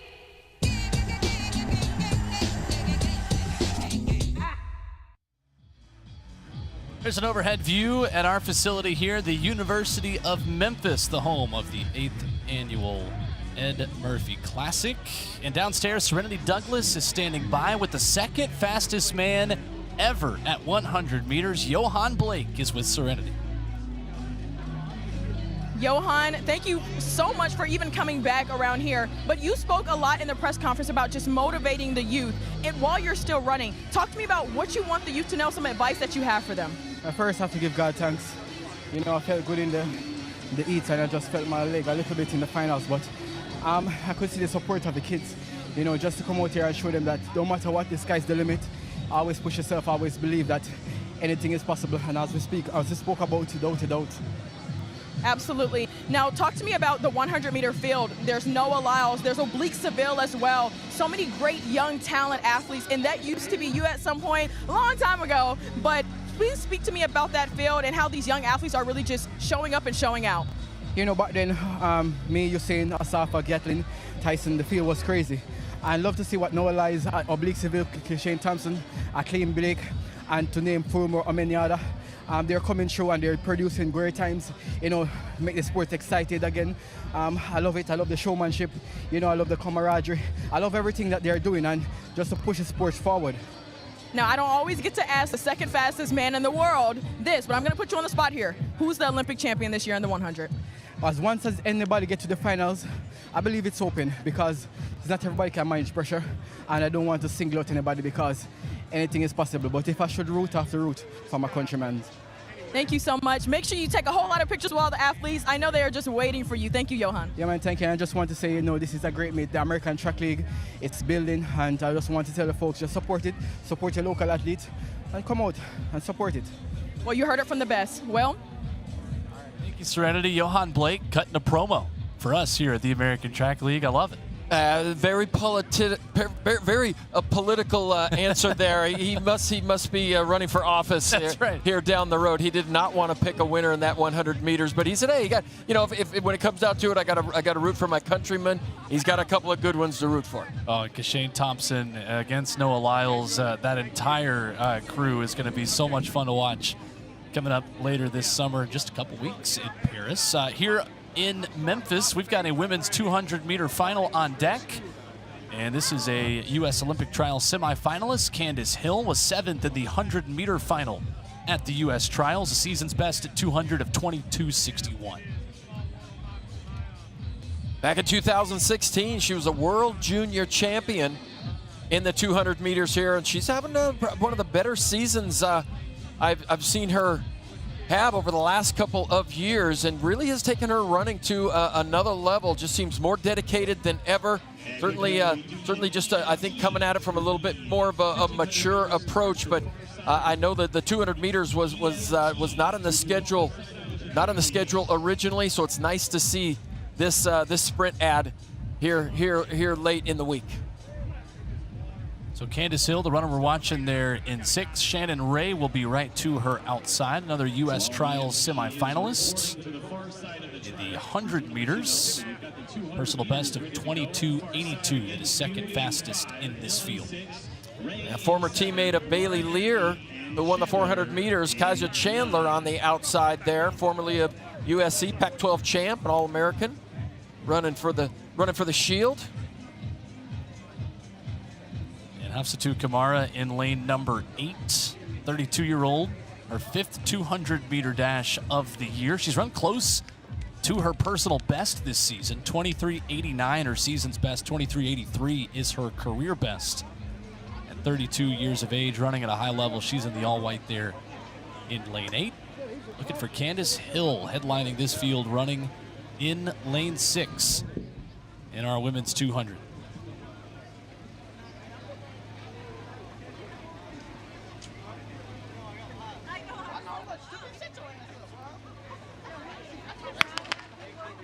Clean start of the women's 200 from Memphis, Tennessee, and Candace Hill is out very quickly, making up the stagger on the 2 runners directly to her outside. Looking for a quick time here tonight at the University of Memphis.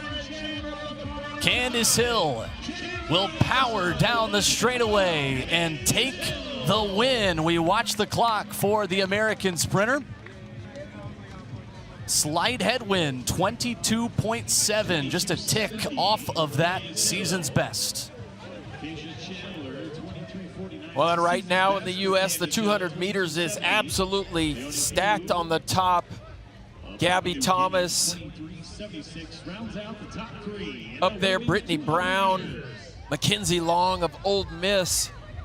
They are running so fast, but to see Candace Hill make that final, really be a factor in that race. Here you see Candace Hill, good start for her, and look at that, just nice forward lean.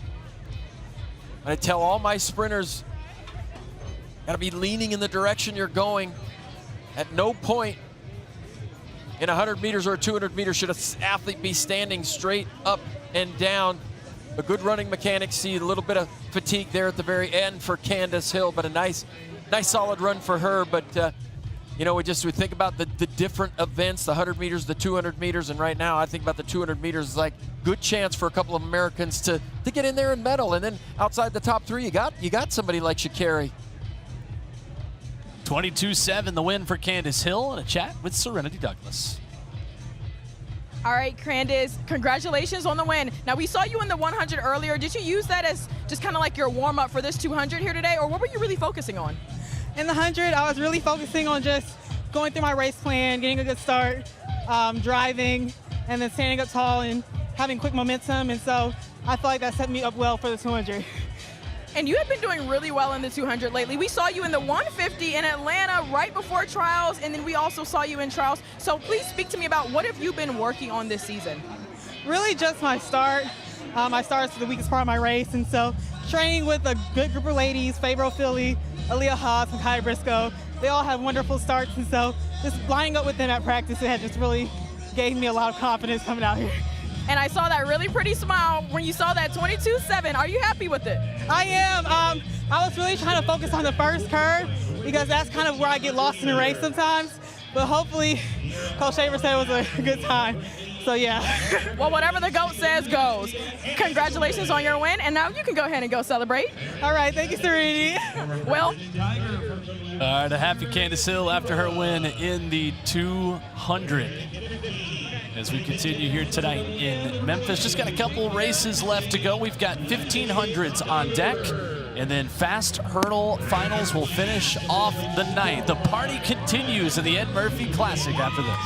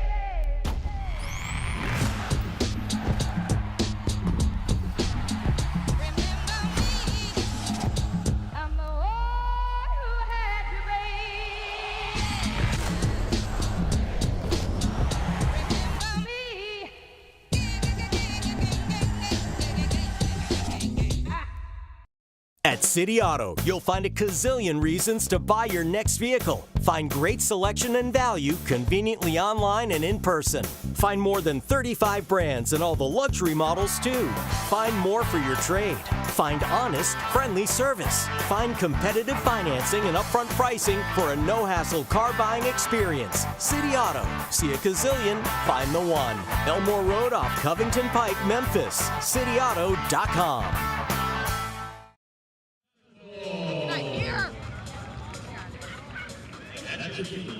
Back in Memphis, the Ed Murphey Classic continues, and every time the American Track League comes to Memphis, you see this young lady, and she's got quite a resume now. Serenity Douglas is here with Alaysha Johnson.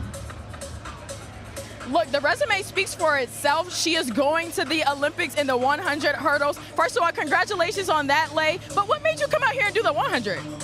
Just a little speed work. You know, sometimes you want to do something different than what you always are doing. So just to put myself in a different light, just a little speed work, nothing crazy. Now, what are you most excited for about going to the Olympics? Has your life changed yet? Or do you think it's going to change after Paris? My life is the same. So who knows? I'm just going day by day. All right, tell me what you're wearing. This is Pretty Little Thing on the warm-up, and then it's an old custom Savage X Fenty uniform that I had on for the finals. All right, now we got to throw it back to Olympic trials a little bit. That was the fastest race in history. You had such an emotional speech afterwards. Where did that speech come from?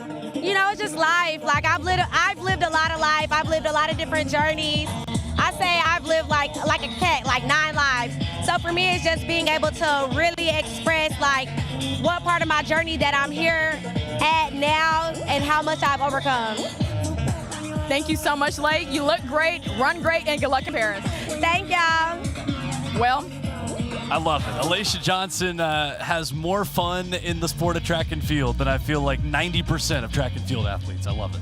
Well, and she's so fun to follow on social media. 118,000 followers on Instagram. She's always saying something interesting, wearing something interesting, and she just shows like, I'm just Lele on social media. She said her life hasn't changed. Come on. That's right. When you make an Olympic team, every morning you wake up, there's a smile on your face. Your life changes after you make that Olympic team. Trust me. Absolutely. Alaysha Johnson, who trains in the city of Memphis, has worked with John Morant's trainer. Of course, that is Memphis royalty, the Memphis Grizzlies guard. So wish Alaysha all the best as she continues her preparations for the Paris Games. Well, this is the Ed Murphey Classic. A couple years ago, this was the Ed Murphy Mile when this meet originally began, in honor of Ed Murphy, the Brownsville, Tennessee native who was an SEC champion in the mile at the University of Tennessee. This is Anna Camp-Bennett, an NCAA champion for BYU. She will have on hip number 3 here in this women's 1500. And a talented Kenyan, Flomena Asakal, will challenge her, the Florida Gator who started her career at Alabama.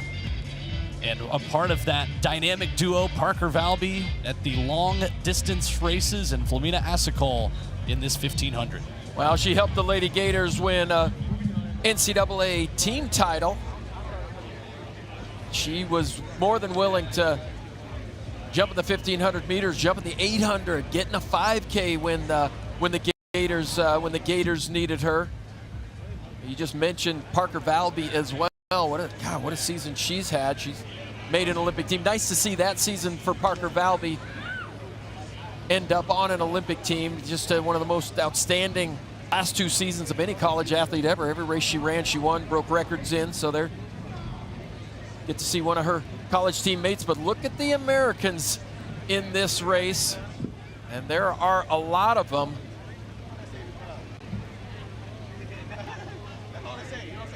A very deep field of 17 athletes that'll be paced by Rachel Walters, who has been tasked with taking them through 800 to 1,000 at about 4:03 pace. In a field with personal bests around 4:04 to 4:10 plus. Got Laurie Barton in there as well, the NCAA runner-up at 800 meters in 2021. Michaela DeGenero, another NCAA champion and indoors in the mile, competing for the Colorado Buffaloes, 26 years old in her 2nd year as a pro. and sporting the Puma kits. Maddie Berkson, Angelina Ellis, Gracie Morris, the TCU Horned Frog athlete. Ellis, the spectacular steeplechase runner, 1,500 meters. Off and running here from Memphis. The namesake of the Ed Murphey Classic, Ed Murphy, the former SEC champion. The inspiration for this event with 4 races to go here tonight in the American Track League. Well, and look at the start of this race. Everybody's out really quickly. How do you stay out of trouble? How do you keep from getting tangled up with other people? Go out a little bit quick, get in the front, stay out of trouble. But this is a very big field.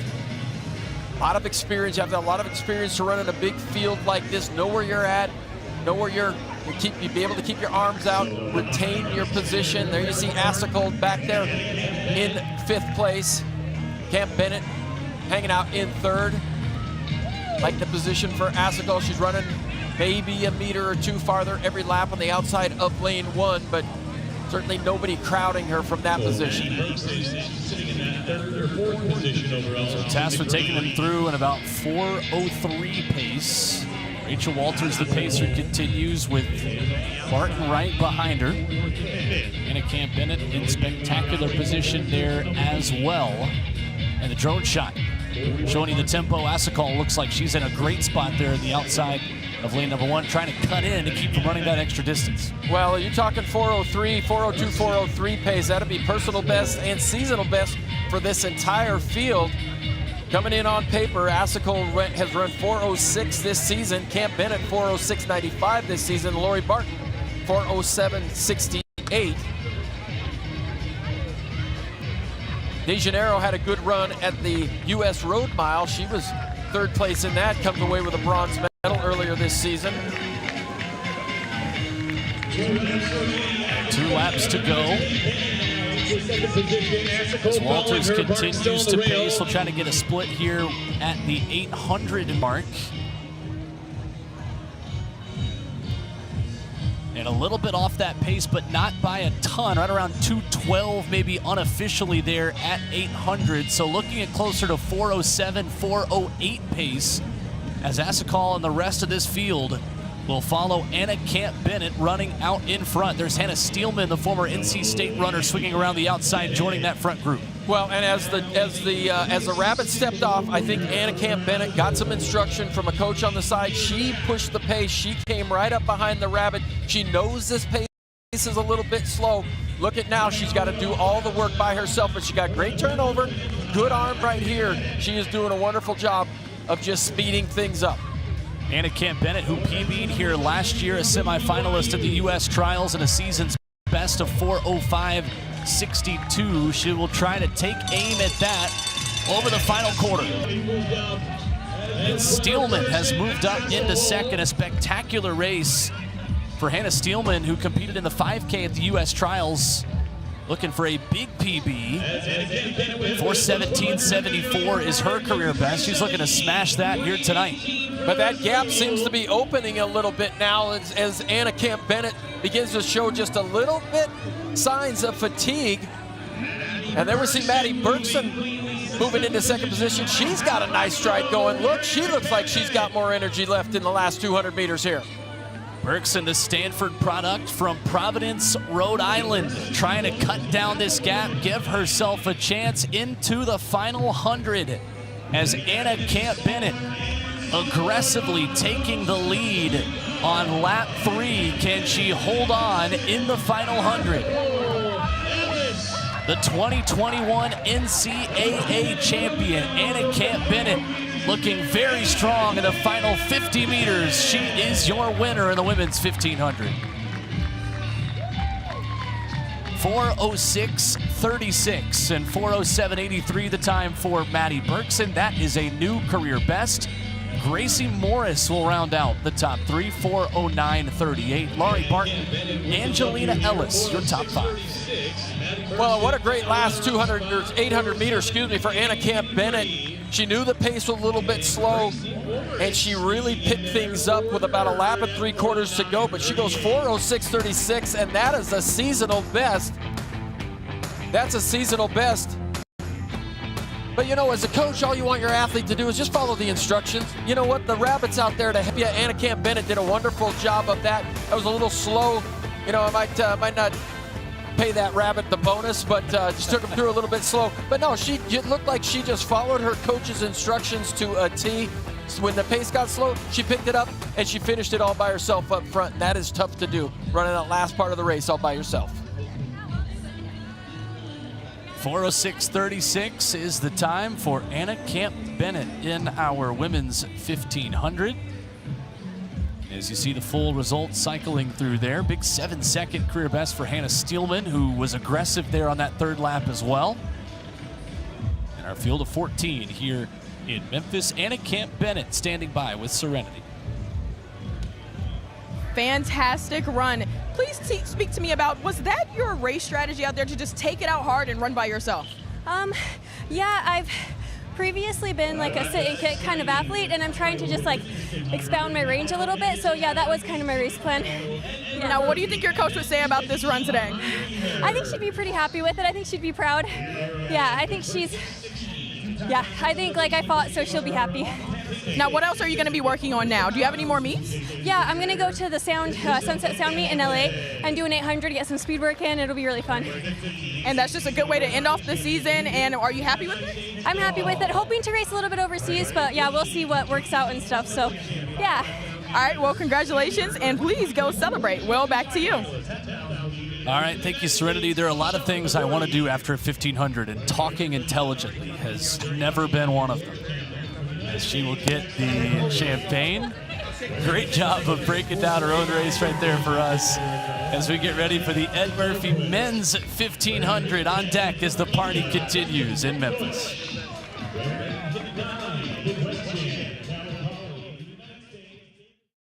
At City Auto, you'll find a gazillion reasons to buy your next vehicle. Find great selection and value conveniently online and in person. Find more than 35 brands and all the luxury models too. Find more for your trade. Find honest, friendly service. Find competitive financing and upfront pricing for a no-hassle car buying experience. City Auto. See a gazillion, find the one. Elmore Road off Covington Pike, Memphis. CityAuto.com.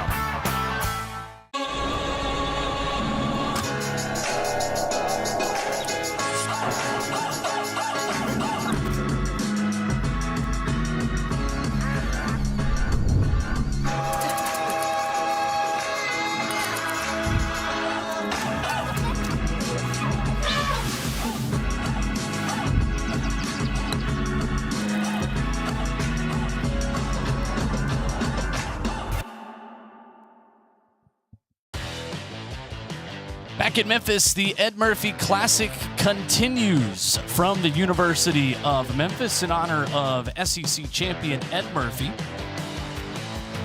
Will Bowling, Dan O'Brien with you. Serenity Douglas down there in the heat on the track as they introduce our runners, and Henry Wynn, NCAA champion competing for the Virginia Cavaliers. He is the man to watch in this field, the fastest PB that he ran earlier this year.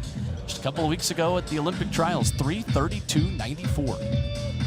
Well, fastest seasonal time and the fastest personal best in the field. But I can't help but think about a race that went off earlier today, Monaco, the Diamond League. Jakob Ingebrigtsen goes 3:26.74. Jared Negrus was fourth in that race, right at 3:30. And you talk about some of these other events that are blowing up.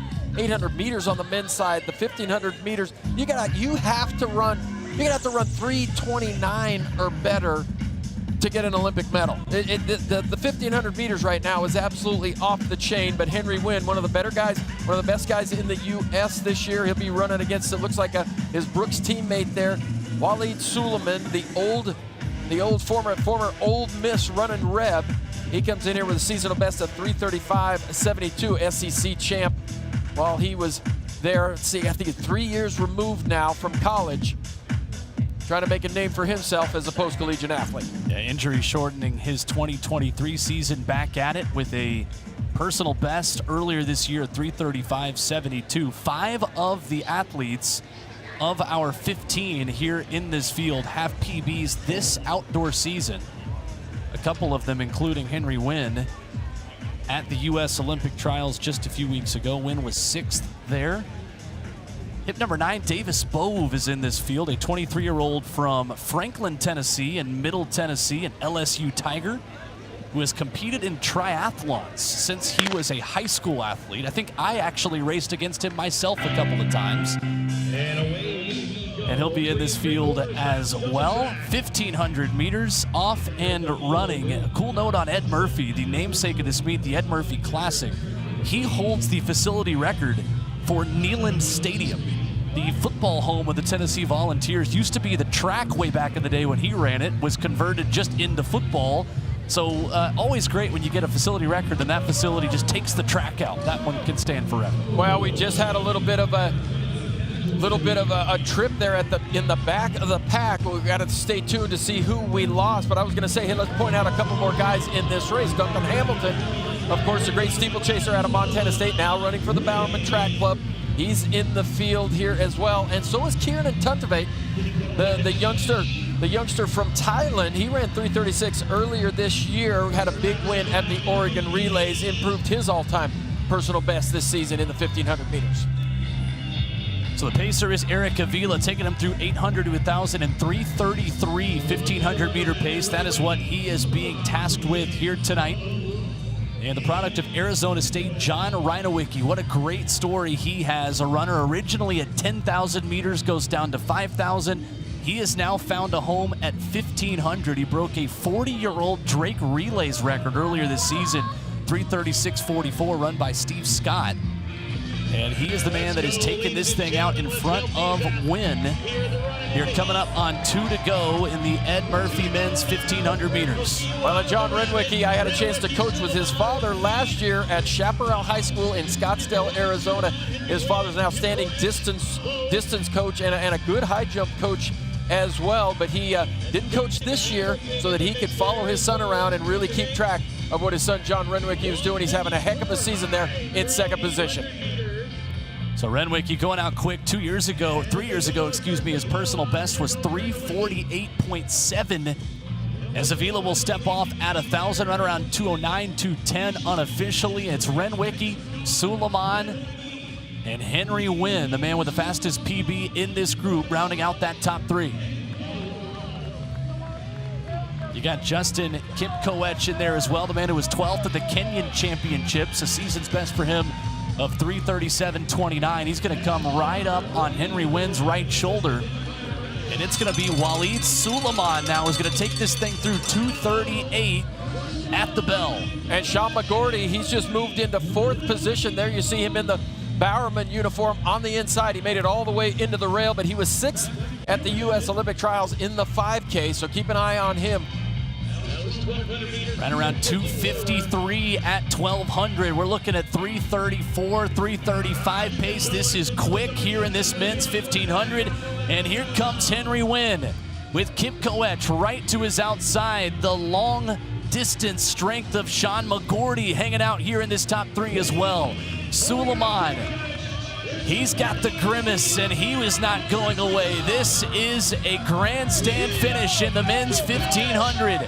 Henry Wynn, Justin Kipkoech, Sean McGordy says, don't forget about me, but Wynn is gonna take it, winning again in Memphis. The two-time defending Ed Murphy men's 1,500-meter champion. He won last year. He came back for more, 3:33.33, right off the PB for Henry Wynn. Well, 3s across the board for Henry Wynn, and you can see with 200 meters to go, the look of determination on his face. He was not about to give up that lead. But I'll tell you, this is a big field, and with a big field like this, 17 in a field like this, guys can get tripped up. Here you see clear in the back, that's number 15, that's Nick Dahl. Yeah, and there a yellow flag went up almost immediately. And here you see Renwicky take over the lead as Avila steps off to the side with a lap and 3/4 to go. Suleiman and Henry Wynn was in perfect position now to just let somebody else do the work. Let somebody else do the work until the last 300 meters of that race. But I just love the look of determination on Henry Wynn's face in the last part of this race. You could just tell he was not going to be denied. When you've had victory here once before, you want it again. He's tasted champagne once. He's about to get a big old bottle of it again as Henry Wynn pointing to the crowd. That's right. Even celebrates a little bit early. I love it. So right off the PB for him in an excellent race, a personal best for Kip Koech, a massive PB for Sean McGordy of 3 seconds running there in third. Waleed Suleiman, he gets a personal best as well. Sam Gilman taking fifth in 3:35.4. That's a personal best. PBs all around. But the win in the Champagne for the second straight year goes to Henry Wynn, and Serenity Douglas is downstairs with our winner. Henry is just soaking up all the good feels. He said he loves 333. Talk to me about how you just made sure that you didn't get tripped up in this, because it can get really chippy in the 1500. Yeah, the start was very fast. Waleed and John took it out, so I just got in behind them, stuck on the pacer. Honestly, I wanted to use them a little bit tonight. Just I knew Waleed would take over at some point, and then for me, the last 400 meters, I just wanted to close it down and make sure that we could run a fast time, and I was hoping to win, so I was happy to get it. Now, obviously, Olympic trials did not go how you would have wanted it to go. So how were you able to get remotivated and come out here today and with such a positive attitude, too? Yeah, I mean, I PB'd at the Olympic trials by almost 2 seconds, so I couldn't be upset with that. I was very proud of my performance. So now it's just coming out here this summer and proving that I'm one of the top guys in the U.S. and the world. Hopefully get into some races later in the summer and run really fast. Now, are you done racing? No, not yet. I got a few left, yeah. All right, now, please tell me how you're going to celebrate. I see Billy waiting there. Now, go ahead and celebrate. Will, back to you. All right, Henry Wynn will get the champagne once again for his second straight summer here in Memphis. There he goes, a veteran.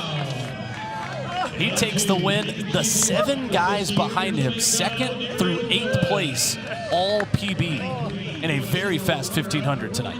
Well, sun went down. I think things cooled down just a tiny bit, but I can give it up for some of these late winners here. We saw some really bad champagne shaking early on, but these athletes must be watching F1 racing because they're getting it right here late in the session.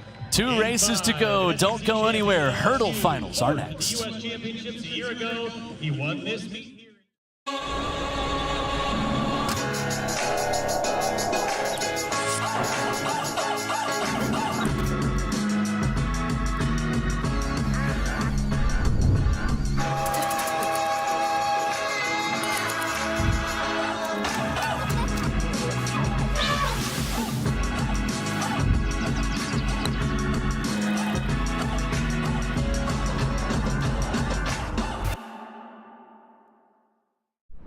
Remember me, I'm the one who had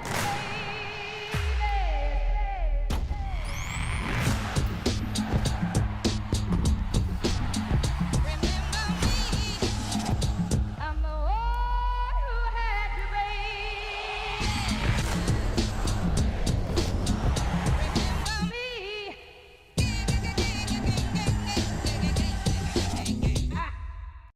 At City Auto, you'll find a gazillion reasons to buy your next vehicle. Find great selection and value conveniently online and in person. Find more than 35 brands and all the luxury models too.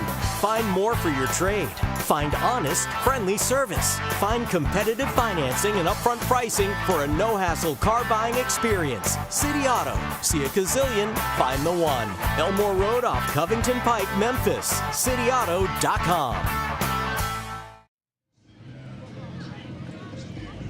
Under the setting sun in Memphis, Tennessee, the west side of the Volunteer State, with a Tennessee orange sky overhead. The Ed Murphey Classic as we wrap things up for the men's 110-meter hurdles final and the women's 100-meter hurdle final to conclude tonight's festivities. Will Bowling, Dan O'Brien back with you. Glad you're hanging out with us on your Friday nights. Having a lot of fun watching these races here with you, Dan. And well, I got to say, during the, we see the commercials, Memphis looks fun, man. Oh, yeah. I'll tell you what. And you see that time by Henry Wynn, 3:33.33. Hey, it's perfect. There's got to be a riverboat out there someplace. His dice might be hitting tonight, But no, Memphis looks like it's a blast, and that's one city I've been to a couple of times, but I haven't really got a chance to spend much time there. Usually just on the way to someplace else, but I'd love to see this meet in person sometime.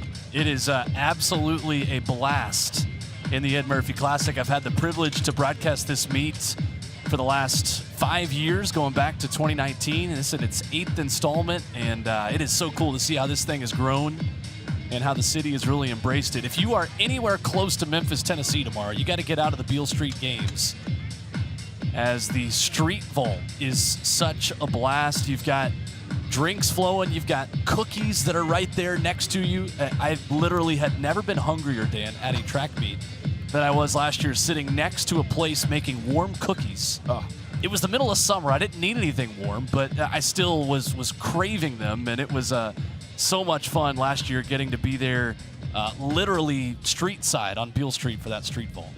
But these athletes can be, or the fans can be up on the second level. That's right. And watch how high these athletes vault. But back over to the 110-meter hurdles. There's your NCAA champ, 18th ranked hurdler in the world, Darius Luff. He looked good in the qualifying round there, and looked like he just backed off after the 10th hurdle. We'll see him run all the way to the line. But this is a really kind of a soft-spoken young man. But rarely do you meet young, track and field athletes who grew up in Lincoln, Nebraska, that end up going to the University of Nebraska. And how cool is it winning an NCAA championship for the college in the city where you are from? Not a lot of people get to say that. Darius Luff will be in lane number 8 on the outside of this field. He had the 6th fastest time in the prelim, running 13.5. Right to his inside, there is Dylan Beard. He will be in lane 7. Ran his personal best in Atlanta back on June the 8th of 13.1. Semi-finalist at the U.S. Olympic Trials, raced for Howard collegiately. Pride of Baltimore, Maryland will be right on Luff's inside in 7.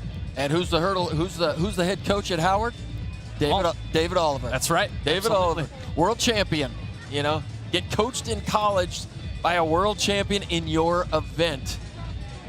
Nothing could be more special than that. Orlando Bennett goes on the outside, the Jamaican Olympian. He'll be headed to the Olympics after he got 2nd place at those Olympic trials down there in Jamaica. And it was hard to keep track of. It was the Jamaican trials. It was the British trials. All of the trials were going on at the same exact time. And as much as I wanted to see the results of Jamaica, I was just so caught up in what was going on at the U.S. Olympic trials. But nice to get done with those trials and then see all the results come out and see who made those teams. So the middle lane goes to Eric Edwards Jr. by way of his 13:38 into a big headwind of 1.7 meters per second in that prelim round. The NCAA runner-up for the LSU Tigers in 2022. That was when he ran his personal best of 13:15. 7th at the 2022 U.S. Championships, made his way into the semifinals of the Olympic trials here this summer. And keep an eye on lane 4 there. Oh my goodness, there's Jacoby Tharp, just a freshman at the University of Auburn, the SEC champ. He set a U.S. junior record while winning the SEC Outdoor Championships this year. Keep an eye on him. He's young, exciting hurdler with a lot of potential. And the Tennessee high school state record holder as well from Murfreesboro, Tennessee, at a Rockvale High School here in his home state, running in 4. It's the men's 110-meter hurdles final, and a great start in lane number 3 for Cameron Murray. Quick out of the blocks, powering into the middle phase of this race. Can he hold on to the lead? Tharp making up ground right behind him. Murray and Tharp simultaneous to the line. Cameron Murray 13.3 into a headwind, and Tharp second in 13.33. Davion Wilson rounds out your top 3 in 13.42. Well, nice run by Davion Wilson there. He got so far behind, I wasn't sure that he was going to be able to catch back up, but both he and Jacoby Tharp, after that tremendous start by Cameron Murray, were able to come back just a little bit. But Cameron Murray, he shot out of the blocks. He shot out of the blocks like an absolute gun. He gets a lead on this thing, puts the pressure on the rest of the field. But there you see, just even after 3 strides, Cameron Murray takes the lead. And you know who's a great starter in these 110 hurdles is Grant Holloway. He's a world-class sprinter. You put him over hurdles. Now he's running 13 flat. Good run by Cameron Murray. Good start by Eric Edwards Jr. in the middle of the track. But take a look at the guys who finished second and third. The tall figure with the Auburn in the uniform, he comes in second. Devion Wilson, just finishing his senior year at the University of Houston, he's third. Congratulations to Cameron Murray, though, man. He got it done in the first 5 hurdles, put the pressure on the rest of the field, and comes away with the victory. A big summer for the former NC State sprinter who started his career at Tennessee, 6th at the Olympic trials, running his personal best in the final there, following it up with another win here tonight in the city of Memphis, 13.3. And Cameron Murray is standing by with Serenity. Well, for starters, congratulations on your win today. But I know Olympic trials did not go how you wanted it to go, but you still had a personal best there. So for you to come out here today, what was the motivation? There was really no motivation, just try to come out here and execute what my coach and I have been working on. Now talk to me about the men's 110 hurdle field. It is one of the toughest in the world. So talk to me about how you are just continuously staying on your toes. What are you doing at practice to make sure you don't get left behind? Really just working on my weaknesses in my races, turning to my strengths. All right, now let's talk about some of those weaknesses, because I know you weren't the most thrilled with this run today. What could have been better? I feel like I got out good, but I got towards the end, I kind of got into a rhythm instead of attacking, so I feel like if I attacked, time would have been a lot better, so just keep working on it. All right, you absolutely will at practice, but for right now, go ahead and celebrate your win. Will, back to you. All right, thank you, Serenity. That is a motivated Cameron Murray victorious tonight. Got things to work on, but he'll get champagne anyway.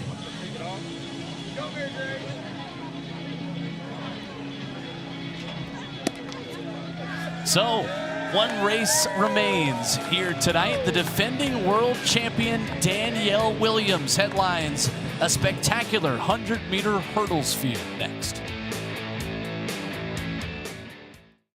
At City Auto, you'll find a gazillion reasons to buy your next vehicle. Find great selection and value conveniently online and in person. Find more than 35 brands and all the luxury models too.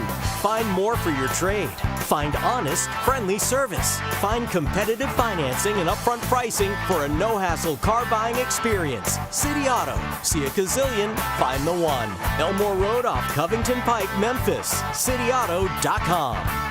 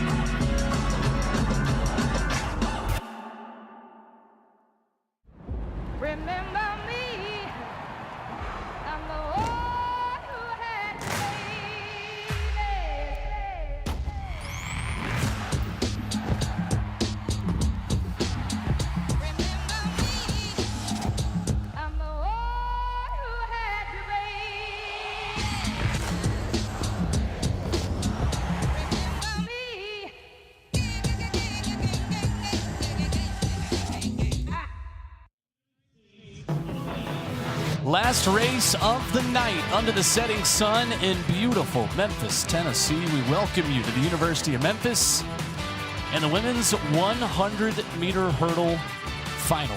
Will Bowling, Dan O'Brien with you, Serenity Douglas. Special thanks to our entire crew making the action and the magic happen tonight in the heat and humidity of Memphis, Tennessee. We've got a defending world champ about to take the track. It is essentially a rematch for all of these athletes of a prelim they ran earlier this afternoon. And Danielle Williams of Jamaica, who will be headed back to Paris, will headline this field running on a lane 5. Well, at different conditions for these athletes here. When they ran the earlier heat, it was really sunny out. Here we are a couple hours later. It's cooled down just a little bit. I think the winds have switched just a little bit, but look at that calm, cool demeanor by Danielle Williams as she makes her way down the 100-meter straight into the blocks. It's kind of interesting, though, to run against the same group that you ran against in the preliminary race. We'll see if anybody makes any adjustments. Christina Clemens had a tremendous run in the prelim. called qualifying, the prelim. And Denisha Cartwright, she got an outstanding start, but Danielle Williams ran her down. And we'll see if Danielle Williams can run any quicker. And you know that Alaysha Johnson, who ran the flat 100, will be watching closely because she will battle with Danielle Williams at the Paris Games. This event is going to be so much fun to watch, Dan, and it has been so much fun at the last few World Championships. Think about Toby Amusan. You look at the performances by Masai Russell, by Akira Nugent, who's here tonight. I am so interested to see what happens in this event in Paris because there have been fireworks every single time the world's best have taken the track here in this field. Well, and a different group for the U.S. than we've seen in the past. Nia Ali not there. Kenny Harrison not there this year on the Olympic team, but Masai Russell, what a breakthrough! Amazing. Oh, absolutely amazing. And you know, I was in that stadium. I was in Eugene Stadium when Toby Amusan broke the world record in the semifinals in the World Championships, and everybody thought it was a mistake. But then all of a sudden, you know, here we come around another year and a half, 2 years later, everybody is running fast. It's like that changed the game. That took everybody's level up. Now, you know, now 12.5 or 12.6 is a pretty common run when that was winning Diamond Leagues constantly. But now to get a medal at a major final, you got to run 12.3. You got to run high 12.20. It's just absolutely bananas, and everybody's like, well, what is it? The shoes, the track? It's like, hey, you know what? Everybody's, you know, I think, you know, when I was coming up, the goal was to make an Olympic team and try to win a medal. You know, but now everybody's making a career of making Olympic teams. You know, not one, not two, but three, and they're having longer careers. They're figuring out how to take better care of their bodies, and when you stay in the sport just a little bit longer, you're just going to get that much better at it. So, but this is going to be an interesting young group of Americans that are going to be battling out against a lot of championship-tested athletes in the women's 100-meter hurdles. 4 Paris Olympians on the track in the women's 100-meter hurdles final. Miriam Abdul-Rashid of Canada, Denisha Cartwright of the Bahamas in 4, Danielle Williams of Jamaica in 5, and Charisma Taylor of the Bahamas, who finished her career as well at the University of Tennessee. The Lady Vol will be on the outside in lane 8. 4 of these athletes have run personal bests this year, including a 34-year-old Christina Clemens, who you mentioned, 7th at the Olympic trials, who equaled her personal best this year into a headwind in Gainesville, where the American Track League will be this time next week.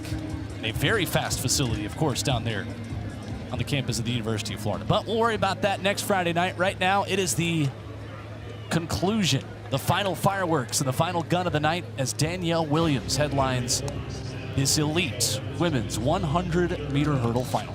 Well, she had to come from behind, about 4th position, about halfway through that preliminary race, and she was able to come from behind and take the win.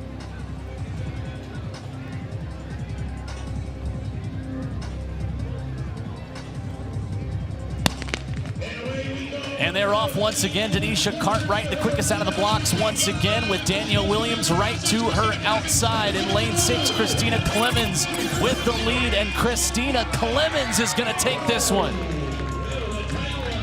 The American, 12:61. Ahead of Cartwright in 12:73. Williams third in 12:81.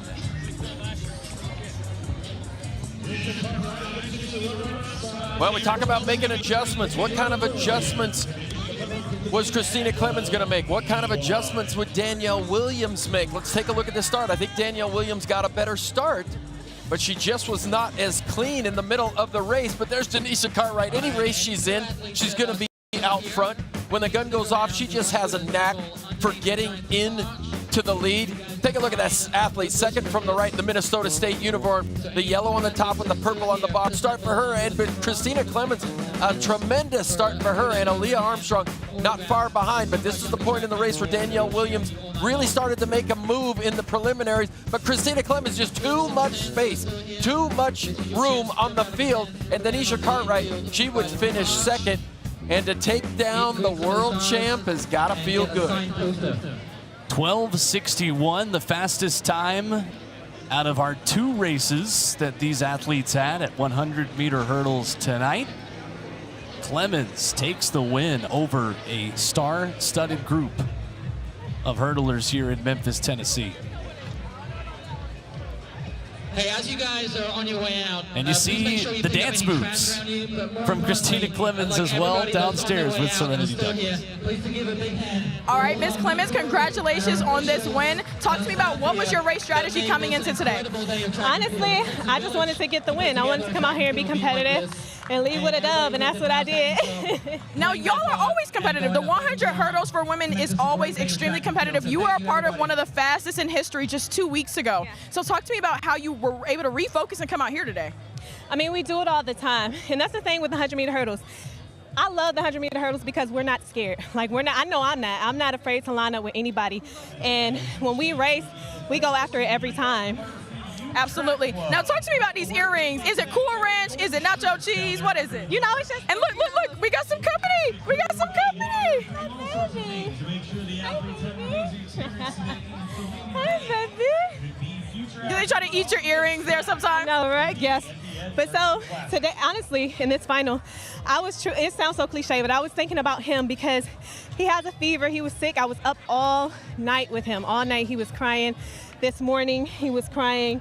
And my heart was just hurting so bad. I was like, nobody else on this line got no baby. I got to run to my baby. And I swear that's what I was thinking about. Absolutely, a new motivation. Make sure you celebrate. Go get the bottle over there. Back to you, Will. All right, thank you, Serenity. That is superhuman strength. Christina Clemens with the win and picking up her kid as well. Let's go downstairs. Serenity is standing by with the defending world champ, Danielle Williams. Yes, I'm here with Ms. Williams. Now, tell me about your race strategy coming into today because you just raced not too long ago. Yeah, today was supposed to be a technical run, trying to put together a technical, very technical race. That was literally the focus today, trying to see if I could execute the start and the finish, because sometimes I get a start, don't get a finish. Sometimes I get a finish and not the start.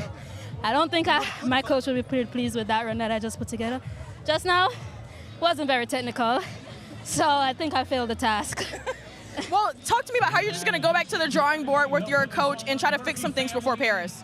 Yeah, I'm just going back into training, continue to. This is the last race before the training, so kind of disappointed I didn't put it back together.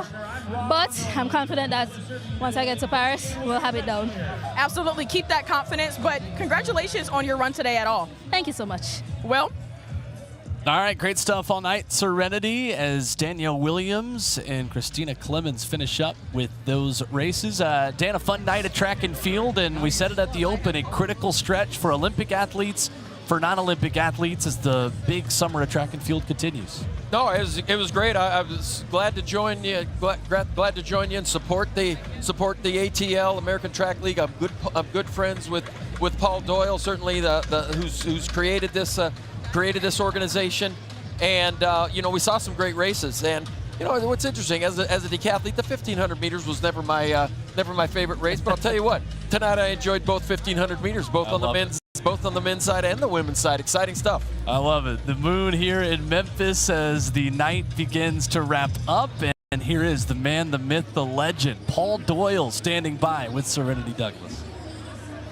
Will, you took the words right out of my mouth. The man, the myth, the legend. Will is boosting just a little bit, but you're the man behind American Track League. So please speak to me about why this is so important for the community and for the athletes. I mean, I think building the sport in America is hugely important. We've got a lot of new groups starting up, like Michael Johnson's group. Grand Slam Track is going to be amazing. But we need something to support all the athletes and all the events and build up the sport in between these great events. So American Track League is making progress year after year. I think tonight shows like the Ed Murphey Classic is the epitome of what we want to have in partnership. They're so entrenched in the community, working from the ground up with the youth. We need to keep doing this in multiple locations across America. Absolutely. And what did you hear from a lot of the athletes? Why are they running here? A lot of them have to go to Paris. Some of them, their season is done. So why come out here? I mean, this bridges the gap for athletes that didn't make the Olympics, and it allows athletes that did make the Olympics to fine-tune everything. Our fields next week in Gainesville are phenomenal. We actually have the fastest 100-meter hurdle field ever assembled. I think the 8th fastest girl in the race is a 12:38 PB. It's insane. So next week is going to be incredible. Athing Mo running the 800. Grant Holloway possibly going after a world record pre-Paris. It's going to be amazing. No, I'm looking forward to it for sure. But first, we got to get through street pole vault just tomorrow. We have so many things to look forward to. What else at street pole vault? There's nothing more exciting than a street pole vault. Lots of liquids being drunk, and there's a road mile going on as well. So it's something for everybody. It's a really impressive event when you look at it in a stadium, but when you're up close to it in a street, it's phenomenal. Absolutely. We have fun over here. Thank you so much, Paul, and back to you, Will. All right, thank you so much, Serenity. That is a heck of a preview as well for next Friday night in Gainesville. Grant Holloway going to go after a world record.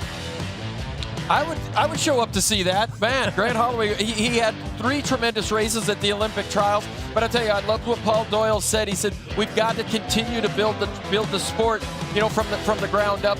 There's always going to be great athletes at the top, but there's a lot of room for these athletes. How do you get to the top? You can't always make a world championship team or an Olympic team or run, you know, in the Diamond League.